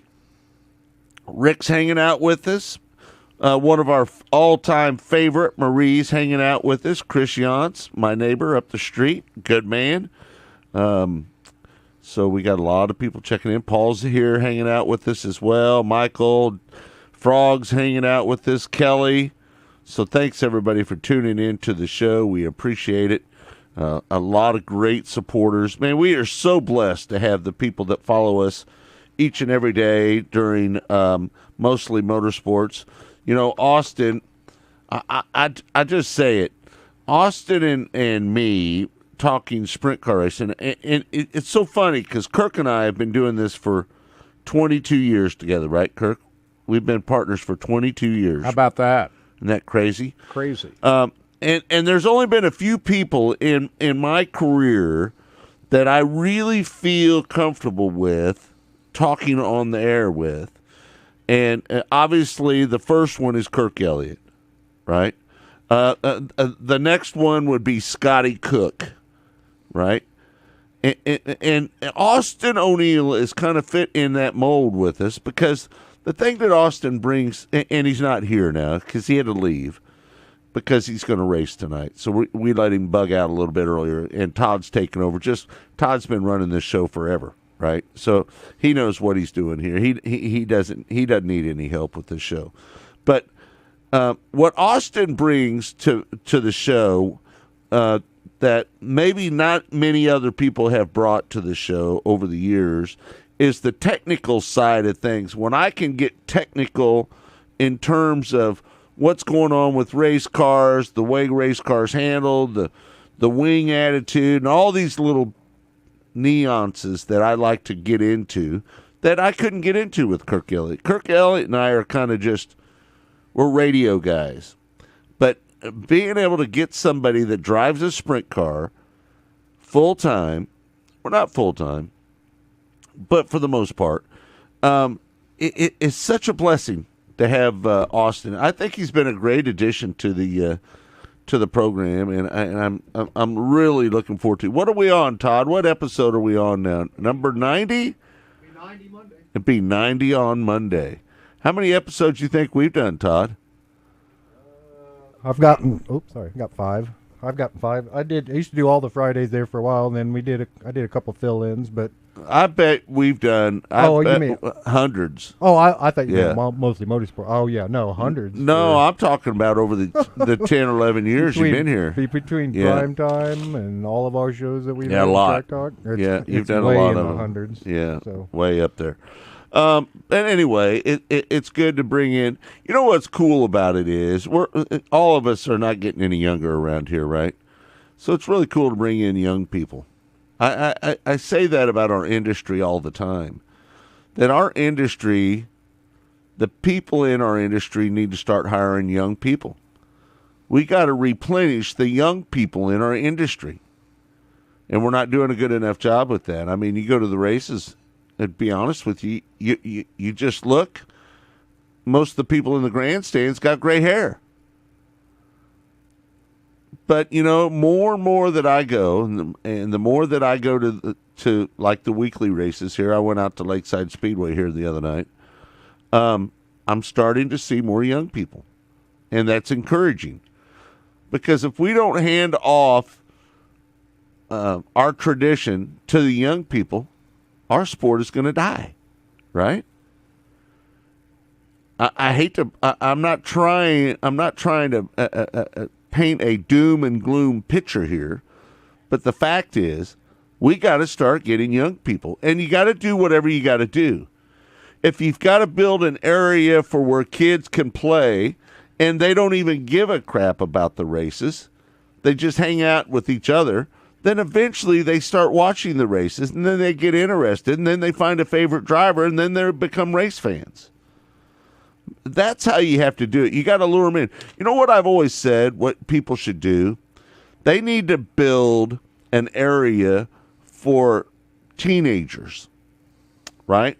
A place to congregate, a place to hang out, a place to where nobody from under the age of 14, let's say, and to the age of 18, it's an area to where those people can congregate, play on their phones, talk to each other, just kind of hang out, right? I think that's what racetracks need to do, because then you start reeling those kids in, and they're not race fans. They just are looking for a place to hang out. And you let them hang out there at the racetrack, and next thing you know, they're listening to the races. They start looking out the window. Next thing you know, they start watching the races. They get into it. And then what happens? They turn into race fans. So we got to start thinking about creative ways to get young people to the racetrack right now. Does anybody else agree with me on that? Kirk, you agree with me on that? Yeah, I do. I don't care if you got. I don't have anything to argue with you there. I don't care if you got to put a playground in to get the little bitty kids in there. Get them in there. Again, it's the habit of going to the races, right? You got to create that habit for at a young age for these kids. Make them want to go every Friday night. Aren't we going to the races tonight, Dad? Yeah, that's what you want to hear out of your kid's mouth, right? Are we going to the races tonight, Dad? Can we go tomorrow night too? I mean, that's what we need, right? That's where it's at right now, I think, in the world of racing. We need to get young people involved in our sport. There's plenty of young race car drivers out there. There's plenty of young racers that want to race. But we need to get young people that want to either work at the racetrack, sit in the grandstands and watch the race, be an official, be a photographer, be a videographer, whatever. But we need to get those young people in the industry. I can't argue with you at all. I mean, I'm open to any ideas to get young people involved. So whatever that is, I'm all for it. Right. Any arguments for me? Right. Well, you know what? I like what Marie said. Agree. Hate to lose the family night feel. Maybe that's what you need to do. Maybe racetracks need to start packaging up a deal, a family pack. You can bring 2 kids, 2 adults, and you get in for a discounted price. Yeah, we're just living in a different world right now. Kids' attention spans are becoming shorter all the time. Well, you better keep them occupied. You're going to get them to the racetrack. You better make it so they don't get bored. You know what's taking the kids away from racing? Those phones. Absolutely. The phone has been one of the most disruptive things in our industry, right? Now, I like my phone when I'm out and about and I want to watch a race. I just pull up my phone and start watching it. I'm no better than the young kids, you know. Technology is what it is. I've got to watch the races. So we just got to start figuring out a way to get the young people into the green. It's just a different world now than it was even 10 years ago. Mm-hmm. I mean, you take those devices that you're talking about, Scott, it's had a huge impact on everybody's lives. Right. So you better deliver the goods because people are going to get bored really easy. What is the minimum age, occupied. Kirk? What is the minimum age do you think racetracks should let kids in for free? From what age to what age? I'm going to say from the time they're born until they're 12 years old. That's what I was going to say. 12. Let them in free. Age of 12. Up to 12 years old. Let those kids in for free. And some tracks do that right now. And I think they're ahead of the game when they do that because anytime you can get mom and dad to come to the racetrack, if the kids want to go, they're going to bring mom and dad. They're going to bring their friends to the track too. So I always thought that the age birth to 12 years old free getting in is a good policy for any promoter to adapt because it's going to bring in more people to the track. And they're going to buy more concessions. Mm-hmm. So it's a win-win for everybody. You know, that's another thing that I think in today's world, and I understand promoters right now are having a hard time getting food product, right? It's difficult. I get it. But why do racetracks have to charge so much for food? I know they want to make all the money. Cover the overhead. A lot of it, but they figure they're going to make money selling it, too. I get all that. I charge what they can get away with. I'm not against people making money. Don't get me wrong when I say this. But make it in fact, we talk about a family pack. Maybe the concession area needs to put a family pack together so when you bring your family of 4, you can afford to go into the concession and eat without breaking the bank. Now, you go into a concession stand and you have a family of 4 and you buy a pop, a cheeseburger, a french fry for every one of them, you're going to spend $50. Find a way to make that a little bit more affordable. That's what I say. I can't argue with you at all. I'd love to sit here and argue with you about all this, but this is a big topic. If we're going to keep this sport growing, you got to get young people involved. Yeah. And you got to get them to the track. Yeah. So that's one thing I like about Lucas Oil Speedway, which will be in action tonight with that open wheel showdown. They got that kart track out there. They got things for kids to do when you get them to the racetrack, and that's the important thing. Is you got to have things for them to do when they get there, or they're going to get bored and they say, "I want to go home, and I don't want to come back." Yeah. You want once you get them to the racetrack, you want them to have so much fun that they look forward to the next time they're coming. Right. You want to make it so much fun that they want to come back and see their friends at the racetrack. Absolutely. Right. So they're going to bring their friends to the track, and that's why you need an area where they can congregate, right? As a group. Yeah. I mean, this is not rocket science. No. These are your future race fans. And if you don't get them involved at an early age, it's going to die out. And you have no fans showing up in 10, 20 years. Kirk, I had a chance to talk to Mike Marler. Great guy. He's really Picked good up guy. another big win here the other night. Yeah, $50,000.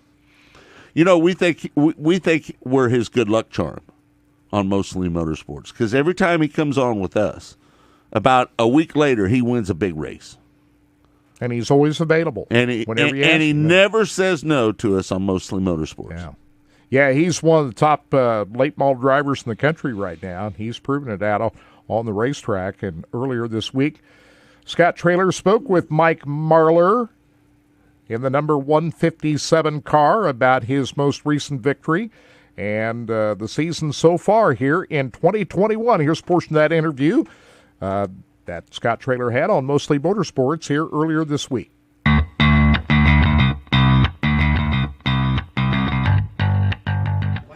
What'd you think of that racetrack up there at Fountain City, Wisconsin, up there at Mississippi Thunder Speedway? What'd you think of that place?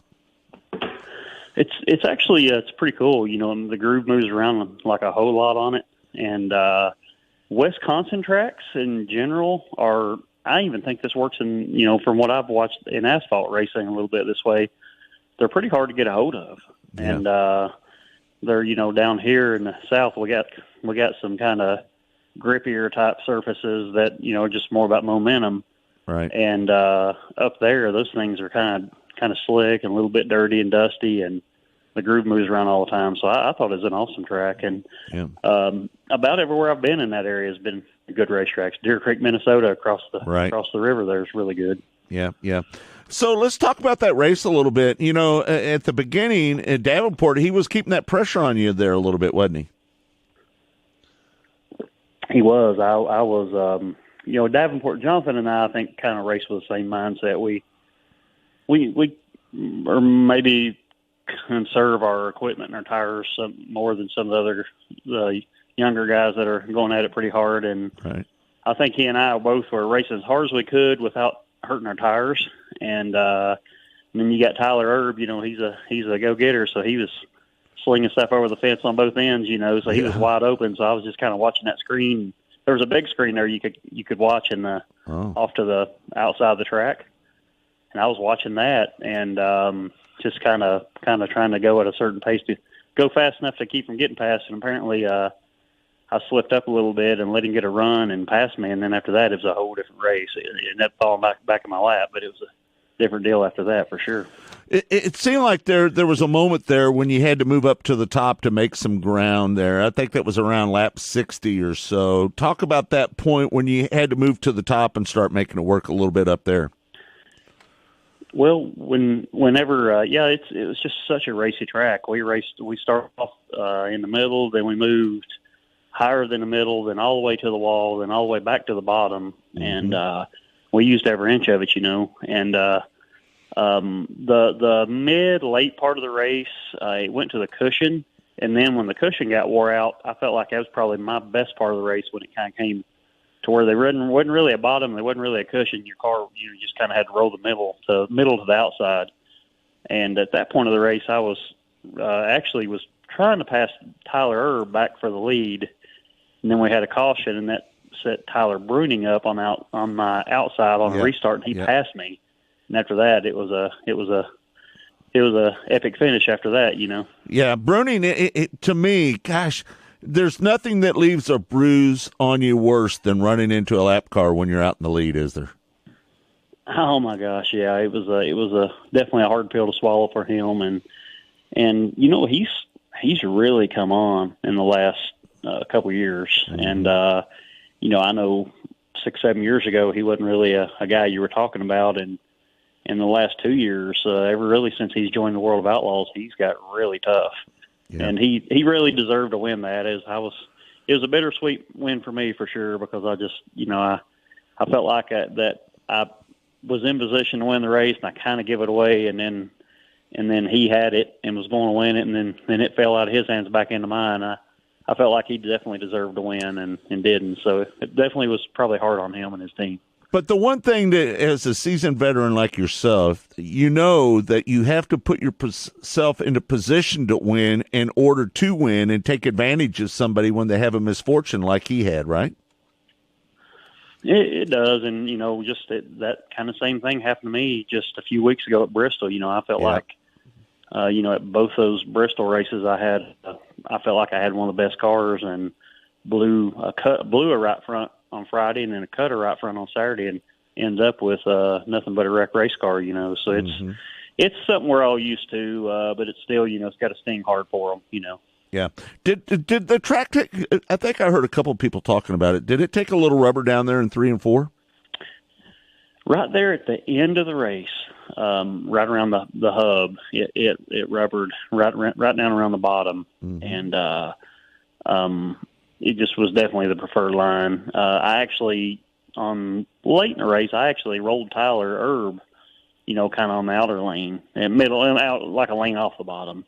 But It was, it got real clean and then kind of gripped up in the middle. And a lot of these racetracks, it's really hard to keep that from happening. And it ain't so much the track or the track crew's not doing a good job, as the racers at that level are so good. If there's one little sweet spot in that racetrack that they're getting an advantage from, everybody finds it and everybody gets in that groove. And once that happens, it's almost like we rubber it more than it rubbers.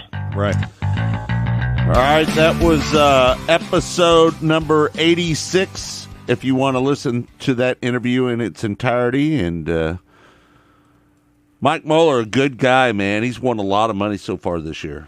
He has. Of course, really he's has. A 3-time late model Knoxville Nationals champion. Right. After winning it last year, taking advantage of that problem that Tyler Erb had during that race with the drive shaft last year, which I thought Tyler Erb was the dominant car at Knoxville last year, but Mike Marler, when Erb had his problems, took advantage of that situation. So he's one of the big drivers that's always done well at Knoxville. So we'll look forward to seeing him later on in September. How about that race last night at Farmers City? That was right down to a photo finish with Ricky Thornton Jr. Looked like he was going to be able to win that race, but Tyler Erb had other ideas right there coming off the fourth turn. I don't think I didn't watch that race last night, Kurt. By inches, Tyler Erb pulled that off. We saw the highlight of that here just a little bit earlier today. Turbo. Not sure if we still got that, where Turbo was able to pick off that victory right there at the very end. Yeah. All right. Well, that was. I might have to go back and watch that race then. Yeah. I'll do that today. So anyway, that was. You had to have a photo to figure out who won that race last night, with Erb over Ricky Thornton Jr., Hudson O'Neal, Bobby Pierce, and Brandon Shepard. Is that on rounding Racing out Boys? The top 5. It was on Flow Racing last night. Do we have a press release up on Racing Boys? It's up there. All right. On the main section. So anyway, they've been racing out in Illinois all week. Brandon Shepard won, I think, on Wednesday night, and we had some pretty good action also during the week at Lincoln Speedway. So Tyler Erb was first, Ricky Thornton second, Hudson O'Neal third, Bobby Pierce fourth, and rounding out the top 5 was Brandon Shepard. Yep. Right. And Dennis Erb Jr. also held off Shepard at the Lincoln Speedway on Thursday night. So that was Dennis Erb Jr. Wrong Erb. Dennis Erb Jr. was the winner on Thursday night. Tyler Erb winning last night. Turbo last night. Yeah. And Dennis Erb Jr. on Thursday the 28 night. car on the other night. Yeah, that was close finish too. So that was a good race. The XR race, the Colossal 100 Night 3, got rained out last night at Charlotte. That was after Kyle Larson won on Thursday night.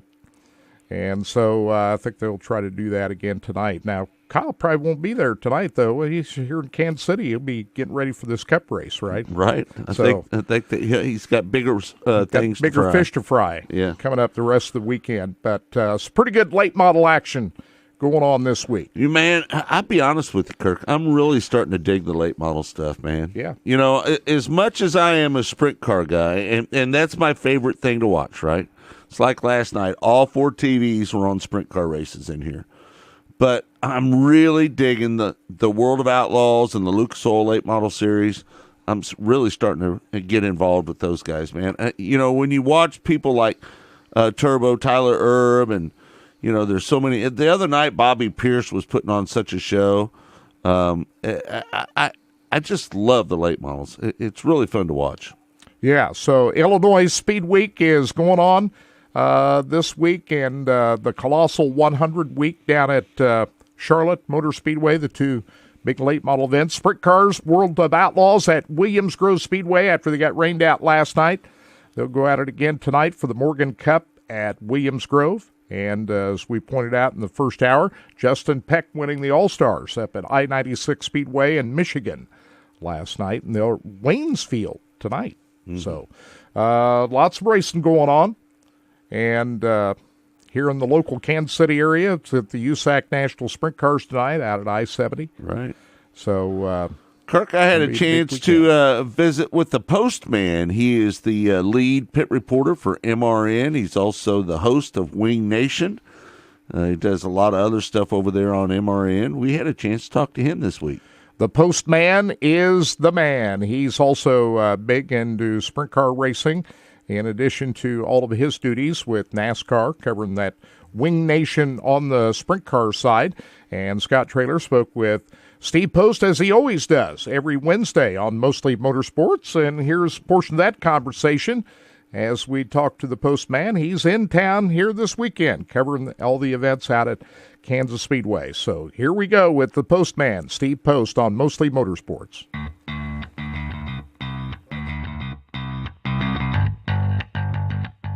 We got to get into the subject of what happened in the Cup race at Darlington last weekend. Joey Logano, he boots William Byron out of the way. He felt that he was squeezed up into the wall prior to that when Byron was taking the lead. Your thoughts on the whole situation? Well, it's interesting because I've been reading and listening and watching a lot about this. Right. Okay, and I watched a video blog of Kyle Petty, Jeff Burton, and Parker Kligerman. It's an NBC Sports thing. I watched the three of them, okay? And when you look at what happened in turn number 2 to Joey and William, before 37 laps before then or whatever it was, Yep. those three drivers who have 1,000 starts between them, they couldn't make a call on what happened down there in turn number 2. So Joey felt wronged down there, and he felt wronged in that. And I had Todd Gordon, who was formerly with Penske Racing. Here, if you're in Joey's seat, he forced me up into the wall where I had to check up and give up the lead. I'm going to do whatever it needs to do to force him to give up the lead. Right. It's simple as that, really. Yeah. And so Joey rallies back, catches him, gives him a boot in the keister, and he really did give him a boot in the keister. Yep. And up the racetrack goes William Byron. If drivers, the guys like that can't figure out, can't make a call on it, I'll be darned if I can figure it out. But I will say this, okay? Mm-hmm. If Joey Logano is closing in on you with a lap or two left in the feature or the race, you know it's coming. You know what's coming. He has got a reputation, right? And you know it's coming. And the thing of it is that one of the things Todd Gordon talked about a little bit was did Williams slow down a little bit more to protect? He was already slowed down a lot because the handling went away on the car. Yeah. Did he slow down a little bit more, which meant that Joey plowed into him a little bit harder? The problem is everyone's like, well, why didn't Joey try to pass him? Well, Darlington is such a momentum track. You try to pass and you fail. It takes you another lap or two to get your momentum up. We were coming to the white flag. Right. So there's not that. There's also another factor that I hadn't thought about. Joey looks in the mirror, and about 6 car lengths behind him is Tyler Reddick. That's true. They get up there scrambling. Joey and Williams start throwing haymakers at each other. Yeah. They're throwing haymakers at each other for third place because Reddick's going by both of them. Yeah. So when you put it all together, good move, bad move. There's a lot of people that hate Joey Logano, so automatically it's a bad move. But the bottom line is that you see it coming. You knew it was coming, and he was very in character with what Joey did, and he felt wronged on that previous dust-up between the two of them. And he said, if I'm going to be wronged, you're going to be wronged too. He did not apologize about it. He just stated it as a matter of fact. Well, is Joey maybe gosh, I hate to say this and put you on the spot, but is he when it comes to running somebody rough, is he the last person you want to do that to in the Cup Series? Because he's got that reputation of payback. Is Joey, I hate to use the word Earnhardt, but is he kind of the new Earnhardt, because people know when he's behind you and if you're leading the race, he's going to lay the bumper to you? Do people think like that about Joey? I think they have to. Right. If you're not paying attention. Right. Yeah. I mean, there's a pretty good track record of this, and that's where, I couldn't believe it. With 10 laps to go, I made my way to William Byron's pit area because I was getting ready to climb on top of the pit box and celebrate with the crew and talk to Rudy Fugle. Right. With 6 laps to go, I looked up and it's like, oh my gosh, Logano is flying and William Byron is not. Right. When they came down the front stretch with 5 laps to go, I'm like, I'm in the wrong spot because Joey is going to catch William, and when Joey catches William, he's going to get into him. Mm-hmm. I just think that's as matter of fact that's going to happen, and Joey is unapologetic about it. Joey, he's just. I'm here for one thing at that point to win the race. To win, and I won the race. Mission accomplished. He may be a little sorry that there's hurt feelings. He may not be sorry that there's hurt feelings. I don't know about that. Right. But he's not sorry for the move at all. Yep. All right, there you have it. That's Steve Post on episode number 87. If you'd like to go back and listen to it in its entirety, that's just a snippet of that interview. We typically talk to Steve for about 20-25 minutes, so if you want to hear that interview in its entirety, we always talk about sprint car racing with Steve Post as well. But just to get back to this Logano-Byron thing, isn't that good for NASCAR? I mean, everybody wants to make a big controversy out of that. I was talking with Stephen and Nate on the Border Patrol yesterday morning about this, and, I said, to me, that's good. I mean, anytime somebody goes up and, rubbing is racing. So what Joey Logano did to bump William Byron up there and pass him, if I'm William Byron fans, I wouldn't like it much. Right. But as a fan who really doesn't care who wins these races, I liked it. Yeah. Gave us something to talk about. Well, to be honest with you, what NASCAR needs, as much as I hate to say this, and I don't mean it in a form of scripting things, but what NASCAR needs is a little more WWE. Yeah, but I don't want it to be fake. No, I want it to be real. It's not fake. It is real. And these drivers have real emotions when they get out of these race cars, and they have attitudes when they get out of these race cars. That was real. That was a real situation. But what I'm saying is they need drivers to scuffle a little bit, beat each other up out on the racetrack. I don't want these guys to be lovey-dovey to each other. No, I don't want them to be the best friends. That's what I'm saying. I like it when Kyle Busch is upset that he doesn't win. Yeah. That's good. Yeah, no doubt. If I'm a news reporter and I go up and interview any driver after they climbed out losing a race or had something bad happen, I don't expect them to be the friendliest guy in the world. Kirk, when we did our broadcast, a little bit different than everybody else, right? Me and Scotty did when we were out on the road. Whenever a driver... one of my biggest pet peeves about streaming broadcast right now, I'm just going to say it, we were totally different than anybody else.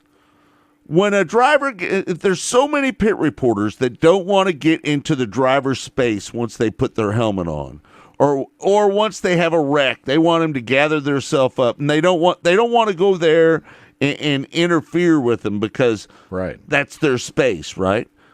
We were the total opposite of that. When a guy would flip, I'd get on the radio and I would tell Scotty, run to that driver. Get a soundbite from that driver. Because you want the raw emotions of what that driver is feeling at that moment. If he's ticked off at another driver, you want to know that he's ticked off at another driver, right? Yeah. If he's ticked off at the officials, you want to know that he's ticked off at the officials. And if he thought that he drove like crap and it was all his fault and he wants to throw himself under the bus, We want to hear that too. Absolutely. But I just hate it when pit reporters, I won't say what track it was, but there was a guy that flipped, and the pit reporter was standing at the bottom of the racetrack. The driver walked right to him, walked right past him, and he just stood there and never asked him a question. He was afraid I was screaming at the TV, please ask that driver a question. And it's hard. It's hard for me to criticize because and God bless Scotty Cook. He's not afraid to get in there and get right in the middle of it. Some guy, I'm a little more timid that way. I'm a little more respectful. I'm willing to give the guy a little space there. But you're right. If you want the best show, you can't be afraid to get in there and stick it. That's why I'd never be a good pit reporter. Well, listen, let me tell you something. I've went in and pit reported at the Short Track Nationals, and what I did is the same thing that Scotty did. You get that driver when the emotions are high, because you never know what they're going to say, right? Right. They might cuss. They might throw another driver under the bus. They might rag on somebody. But you know what?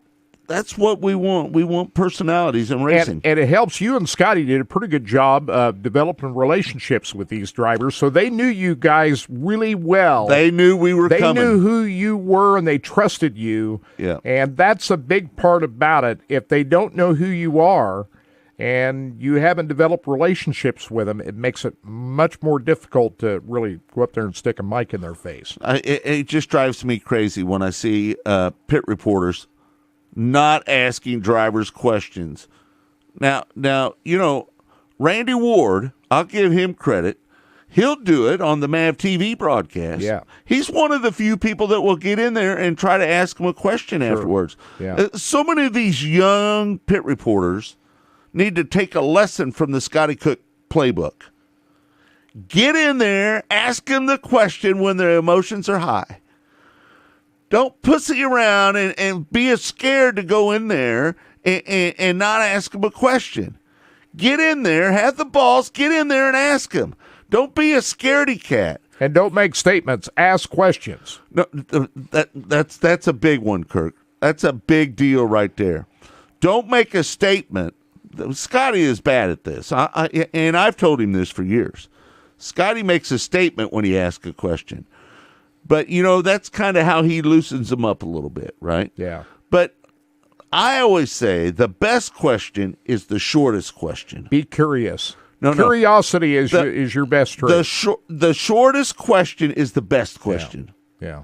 Put as little amount of words into the question as you can and let the subject respond. But be inquisitive and go in wanting to hear the answers, not thinking you already got the answers, or getting the answer to a question you already know the answer to.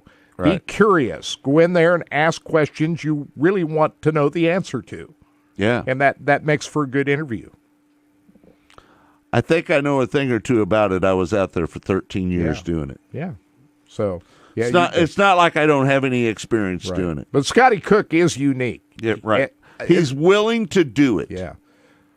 The thing I like about Scotty Cook the most is he's so entertaining and funny as hell. Well, sometimes he's just his own man. Yeah. Sometimes but you never know what you're going to get. You never know what you're going to get with Scotty Cook. But that's what makes it fun. Yeah. Yeah. He's not one of these cast in Hollywood pit reporters. Some of them all look the same and act the same and whatever. That's not Scotty Cook. Scotty Cook is his own unique guy. The best way to describe Scotty Cook is he's non-typical. Yeah. Right? That's good. Non-typical. At the Chili Bowl and the Shootout every year, and Scotty Cook is so good with these really young kids. Oh yeah. He can get on their level. And the interviews that he gets out of the Tulsa Shootout is great. He is a little kid. That's why. Kirk, I had a chance to talk to Trenton Berry this week over at Racing Dirt. Yes, sir. How about that modified race up there at the Dairyland Yeah, at Fountain City, Wisconsin last Saturday night. Mississippi Thunder Raceway delivered one of the great modified races that we've seen up there. Fountain City, Wisconsin. Fountain City, Wisconsin. Yeah. And Dustin Sorensen coming up with the big victory. And earlier this week, Scott Traylor spoke with co-owner of RacingDirt.com about the big event up at Fountain City, Wisconsin last weekend and other things going on. Here is that portion of the interview with Trenton Berry from Mostly Motorsports earlier this week.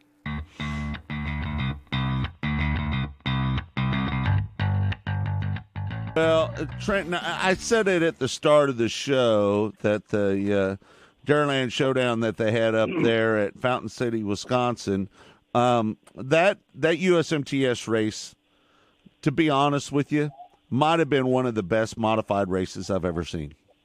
Oh my goodness, that thing was incredible. Yeah. And we had a couple pretty good ones before. I think Friday was better than Thursday, and Saturday obviously was the best of the three and the best of the year so far, and probably the best. I mean, in terms of, it's weird because most races don't see as many lead changes as we had in that one. So sometimes we'll get a pair of guys that'll go, they'll go side by side for 20 or 25 laps or something. I mean, that's not unheard of, but to have that many lead changes in that, and the fact that the first yellow, the only yellow, was early, and that they had to deal with so much lap traffic through the majority of that race was, I'm with you, man. It was great. Well, you know what stood out to me was there was 5 guys racing for the lead in that race. Yeah. So just talk about the action that was going on in there. I mean, it was mind-blowing, to be honest with you, because it was so intense and you had so much lap traffic. Just kind of go through that race a little bit for the people that didn't see it. So the crazy thing about that Hot Carl chassis, or he calls it chassis, Hot Carl chassis, so that's kind of funny. But he picked up Shane Sabraski, who in that part of the world is incredible. I didn't know his exact win total. I knew it was a lot. Like, we're dealing almost 40 track championships, and he's raced multiple divisions in a year, and has won a ton of WISSOTA races. But they said over 700 career wins. And, oh wow! You look at Shane, and he's not even that old, But it's not uncommon in WISSOTA for your really good guys to reel off 40 wins in a season too. So it's it's a little different. Before you go any farther with it, is that because the talent isn't as thick up there? It's not because the talent's not as thick. The talent's not as thick on the very top end as if you were to go tour. I got you. But there are 8 to 10 WISSOTA modified racers that could win a USMTS race anywhere we race, and he's one of those 10. He's probably in the top 2 or 3, to be honest. And maybe number 1. So it just kind of depends on who's got their stuff rolling at any particular time. And second part of that, they can go run 4 nights a week through a lot of the summer. So that certainly helps rack up wins. And you think about 4 nights a week and 2 classes a night, you can start stacking checkers pretty quick. Right. It's just the way WISSOTA's structured, and it's cool. It's a great organization with outstanding drivers in it. So he was the one, really. He had never been in that car before. That was a different brand of car than he typically drives. I talked to him Thursday, right as they'd rolled the car out of the trailer, and he had just climbed out of it. He'd sat in it, and he said, "Oh, this will be good." He said, "My feet don't even reach the pedals." He said, "We got some work to do." So it wasn't like there was a lot of work ahead of time, and it'll be darn Saturday night when it's all done, he finishes 3rd, and that was right. Maybe that shouldn't have been a shocker, and it wasn't a shocker based on talent for me. It was a shocker based on the fact of all the unknowns that I had found out that they had going into the race. So for him to compete was wild. Gustin, he only ran one night, so he got in Terry Phillips' backup car. They started talking about that Thursday when they got there. He's full-time late model racing, so he had his other car to worry about. He ran 5th, of course, and won his heat race and looked just like Ryan Gustin always does in a modified. And then Caden Carter, he runs Vanderbeek's cars, and and typically races IMCA, so we don't get to see him a lot in USMTS, and he ran second. So right. I think equally as impressive, right? The points leader won the race. There were a ton of lead changes, but within that top 5, there were so many that things just went right. That if, like if you're playing My Race Pass Fantasy or Dirt Draft Fantasy or whatever, you're probably not picking those 3, you know what I mean, to fill out your team when you have 70 guys to pick from. So it was unique, and it was interesting, and it was awesome all at the same time. As a guy that goes to every one of those races, I love it when you see fresh blood in the top 5. 2 reasons. Never allows it to get stale, and hopefully shows those guys that are watching on TV around the country that they can roll in there and compete just like those other guys too. Yeah. All right, that was Trenton Berry joining me on episode number 85 of Mostly Motorsports. Again, if you want to find Mostly Motorsports, go to wherever you find your favorite podcast, or you can go to racingboys.com, and there's a banner at the top that's a Mostly Motorsports banner. There's a couple of them on the homepage. You click on it, it will take you directly to all the podcasts there. And then last night they had the USMTS down at Red Dirt Raceway in Meeker, Oklahoma. I haven't got that story posted on Racing Boys yet, but Jake O'Neill wins that race out of Tucson, Arizona last night. Tanner Mullins second. Dustin Sorensen, who won that Dairyland race, that thriller up at Wisconsin, finished third. Mm-hmm. Jacob Blees and Fido Gallardo rounding out the top 5. They'll be at the Tri-State Speedway in Pensacola, Oklahoma tonight. You can watch it live on RacingDirt.com. Racing Dirt. Yeah. Man, Kirk, are you glad you're out of the streaming business? Yes. Yes. We had fun while we were doing it. Yeah. It's all good. But I like what we do here on these radio shows better. But that's just me. Yeah, me too. This is what we're about. But we did good while we were in that business, don't you think?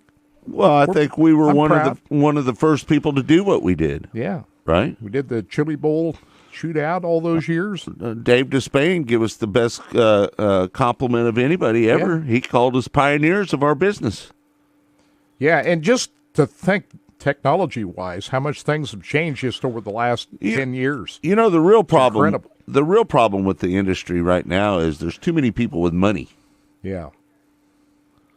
And Scott and Kirk don't have a lot of money. We couldn't keep up. We couldn't keep up with them. We can't.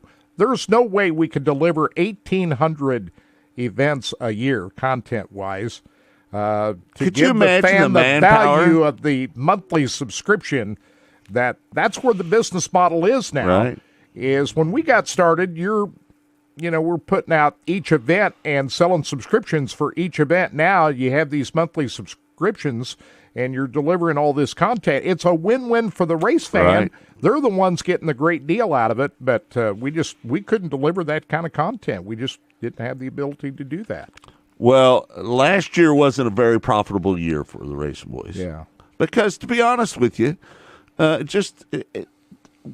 everything that's going on in the industry now, people are buying these races and paying huge dollars for them. They don't. The fact is, people like Flo. They don't really care. They want quantity. Yeah. They're not worried about how much money they have to put into it. Right. Right. They've got the money to do it. They've got the money to do it. And you take like Dirt Vision, with the World of Outlaws. Dirt Vision's maybe my favorite broadcast. Right. And they it's high quality production that they're putting out. There's like a TV broadcast. Right. And so all of that takes a lot of money. A lot of the Flow productions are one camera deals. Right. Yeah. And the fans' expectation level now is way high, as it should be. Because when they buy these subscriptions, they expect a high-quality broadcast with everything that can be delivered, and all of that costs a lot of money. And let me ask you, one of my pet peeves is when the announcers don't talk. Does that bother you? I mean, when they're just sitting there, like, for example, they're doing the lineup, right? And right before they go green, nobody says anything. To me, that's when you should be hyping it the most, right? Right. But I think a lot of these guys that are publicists and people, they're trying to write their press releases as they're doing the broadcast, right? Yeah. And I think that takes away from them a little bit. I think that the person that's calling the races needs to be focused on the race. Write that press release afterwards. Don't be writing it because the fans in the grandstands, they want the information that you can give them, the knowledge that you can give them. And the listeners that are watching on the live pay-per-view want that knowledge as well. Here's where it matters the most. And, I spent 50 years behind a microphone at racetracks, catering to the crowd. We didn't have video back when I was doing it. But you had to always constantly feed them, right? Yes, but some quiet time was not bad for the PA. But we're living in a video age now right. Where it's different. If you're the viewer at home watching the broadcast, that's when you need to fill the time. To the crowd, dead time on a PA, that's a good thing. Yeah. But you need to keep constantly filling the time to the people watching at home because it's like a broadcast, a television broadcast, and you got to keep delivering the content. So it's changed. The PA announcing has changed a lot because of live video, and you got to change your approach a little bit. And really, you're catering more to the people at home because you got more people watching on video than you do that are actually at the racetrack. That's true. So it's just a lot different now.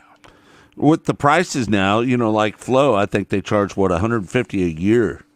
And that's a bargain. It really is. For what you get for that amount of money, it is an absolute steal for the amount of races that you get for that money. I don't even think twice about paying that. And I pay my own subscription to Flo, and I don't think twice about $150. I think whatever we spend for MAV TV, I buy that subscription too, and whatever you buy MAV Plus though, right? MAV Plus, and also got Dirt Vision. So, boy, the Lucas Oil Late Model Series hadn't had much luck lately, have they? No. Jeez. So it's not good. Well, they got the Show Me 100 coming up here in a couple of weeks down at Lucas Oil Speedway. That's always a big event. Yeah. Is that on what weekend is that? Memorial Weekend. Yeah. It's good to get the Cowboy Classic on Thursday night, and then Friday and Saturday night down there. So I might go down in the motorhome for that. That'd be great. Mm-hmm. Great night last year when Hudson O'Neal won that Show Me 100. So we'll see what happens this time around. Yeah, I might do that. That's one of the premier races on the whole circuit. So Austin took off because he's racing today. He took off a little early from the broadcast, and he chimed in. He said, "Do what the big tracks." Bring in food franchises. Example, McDonald's in the malls. Wouldn't it be a big seller? Here's the problem with that, though, I think. If you put a McDonald's at a racetrack, wouldn't that take away from the concessions from the racetrack? Yeah, I'm not for that. And if you bring in the big food vendors, hey, they all got to get their cut. So what happens when you bring in middlemen? The prices go up. Well, not only that, though, you would only be open during the weekend. I don't know if that could be financially successful. I don't think you could. I don't think you could talk somebody like McDonald's to come in there unless they built a place out in front of the racetrack where people could use it all week long. Right. But Lakeside Speedway is an example to where that wouldn't make sense because there's not enough traffic down there on 5 Highway to justify putting a McDonald's in there. Would you think? No, I'm with you all the way. So, I mean, the only way you can really keep food prices as cheap as possible is keep the middlemen out. Keep the vendors out and do it your own. Do the concessions on your own. Lucas Oil Speedway, by the way, I think has about as good a food as any track that there is. Who does? Lucas Oil Speedway. Oh, it's really good. I mean, it is fabulous. Yeah. And it's not overly high priced either. Right. But you go to the ball game at Kauffman Stadium, you're going to be paying out the nose for food because there's, it's not the nose that you're going to be paying out. Yeah. Lloyd chimed in here. He said, video feeds that rely on track announcers is boring. if you're going to have a live pay-per-view, you need to hire your own broadcasters like Ben Shelton, Dustin Jarrett do with Flo. Well, we did that. Yeah, but they're also on the PA when they're there. We didn't do. With the national tour, we did a broadcast, right? Well, in the Chili Bowl, the shootout in the Chili Bowl, we brought in our own broadcasters. For right, that. right. So, but we did do some plug and plays though over the years, right? And to be fair, we know when the announcer is horrible. There's nothing you can do about it. No. So I mean, but here's the problem with that, Lloyd. One thing you got to remember: every time you bring in a Dustin Jarrett or a Ben Shelton, that drives the cost up. And you got to look at the profit margins on these things. Sometimes those guys got to be paid too. Yeah. So these guys like Ben Shelton, Dustin Jarrett, at the very minimum, they're making $400 a night. Then you got to pay a cameraman at least $300 a night, because you used to be able to get cameramen for $250 a night. But now that Flo's gotten into the game, they're starting to pay these guys $425. Well, you're just putting it right out there, aren't you? Yeah, it's all right. They're paying these cameramen up to $425 a night. Then you got to pay your talent $400 a night. Then you got to buy their motel rooms, which is $100 a night. Then you buy them a meal, because I typically always bought them a meal. So now you're talking about, at the very minimum, $1,200, $1,300, $1,400, $1,500 to bring in the people to do that. You can't justify that on every event, right? You just can't do it. No. But anyway, hats off to Flo, Dirt Vision, Mav TV, all of these big players that are out there. Again, the race fans are the big winners here, because they're getting high-quality broadcasts and the exposure that racing is getting for all this. It's just that the racing boys, we just didn't have the resources to keep up with those outfits. That's the bottom line. You are in the wrong business, Lloyd. You should be doing video instead of photography. That's where the money's at. If you're a good videographer, you can get all the work you want. Yeah. And you can get it at $400 a night. So, Lloyd, if you're not making that much money a night taking pictures, you need to change your game, bud. You need to transfer and move over there to video. And if you're interested in becoming a videographer, send us an email. We might steer you to some places you should get some work. We know some racetracks right around this area that are looking for work. So there's work to be had if you want to run a video camera. No doubt. You can make some pretty good coin if you know how to run a video camera. Yeah. You know, there's an art to that. There is. Yeah. I don't have it. Yeah. No, I ain't got it. You don't have it. No. Hey, I was just going to mention the Show Me 100 coming up here at Lucas Oil Speedway in a couple of weeks. Before that, Lucas Oil Late Model Series will be at the 300 Raceway in Farley, Iowa next Friday night. Saturday night, 34 Raceway at West Burlington, Iowa. That's next weekend, the 20th and 21st, before they come to Lucas Oil Speedway. And by the way, Austin, as we pointed out earlier in the show, on his way to Lucas Oil Speedway tonight to race his 360 wing sprint car for the first time. I'll be watching that on my phone. Yeah, first time out this year. Yeah, for Austin. So, and what do we got? Wing sprint cars. We got midgets, and we got non-wing sprint cars tonight. Yeah, all on the same card down at Lucas Oil Speedway. Yeah, good show down there tonight, for sure. All right. Well, we want to thank everybody for tuning in to Track Talk here this morning. We always appreciate it. For the last 22 years, Kirk and I have been doing this show, and we can't thank you enough for always participating. We're going to do it all over again next week, 8 o'clock Central Time, right here on Saturday mornings. Don't forget, Mostly Motorsports airs Monday through Friday at 12 noon Central Time. You can watch it right here on Facebook, Twitter, YouTube, or you can watch it on racingboys.com as well. So for Todd Surprise, Austin O'Neill, who was here a little bit earlier and on his way to the track right now, for my partner Kirk Elliott, I'm Scott Traylor saying thanks for joining us. It's all been brought to you by Lucas Oil Products. It works. We'll see you. What? One important reminder. Tune in tomorrow at 12 noon on Sports Radio 810 WHB. We've got a live pre-race show out of Kansas Speedway. So that'll be tune good. in. Coverage on Sports Radio 810. 12 noon tomorrow? 12 noon tomorrow. MRN coverage at 1, green flag at 2. We're live today, too, right? We have another and live today at 3 o'clock on go. ESPN Kansas City. That pre-race show at 3 o'clock this afternoon. 1510 on your dial if you're in your car. I think it's KCTE 1510. And we'll put a link up on raceboys.com if you want to listen online. KCTE 1510. Right. And we're going to have the pre-race show on that as well. Yeah. Double pre-race show. Yeah. So 3 o'clock today, noon tomorrow, noon Monday through Friday. Just noon. And right back at here Saturday at 8 o'clock. You got no days off here.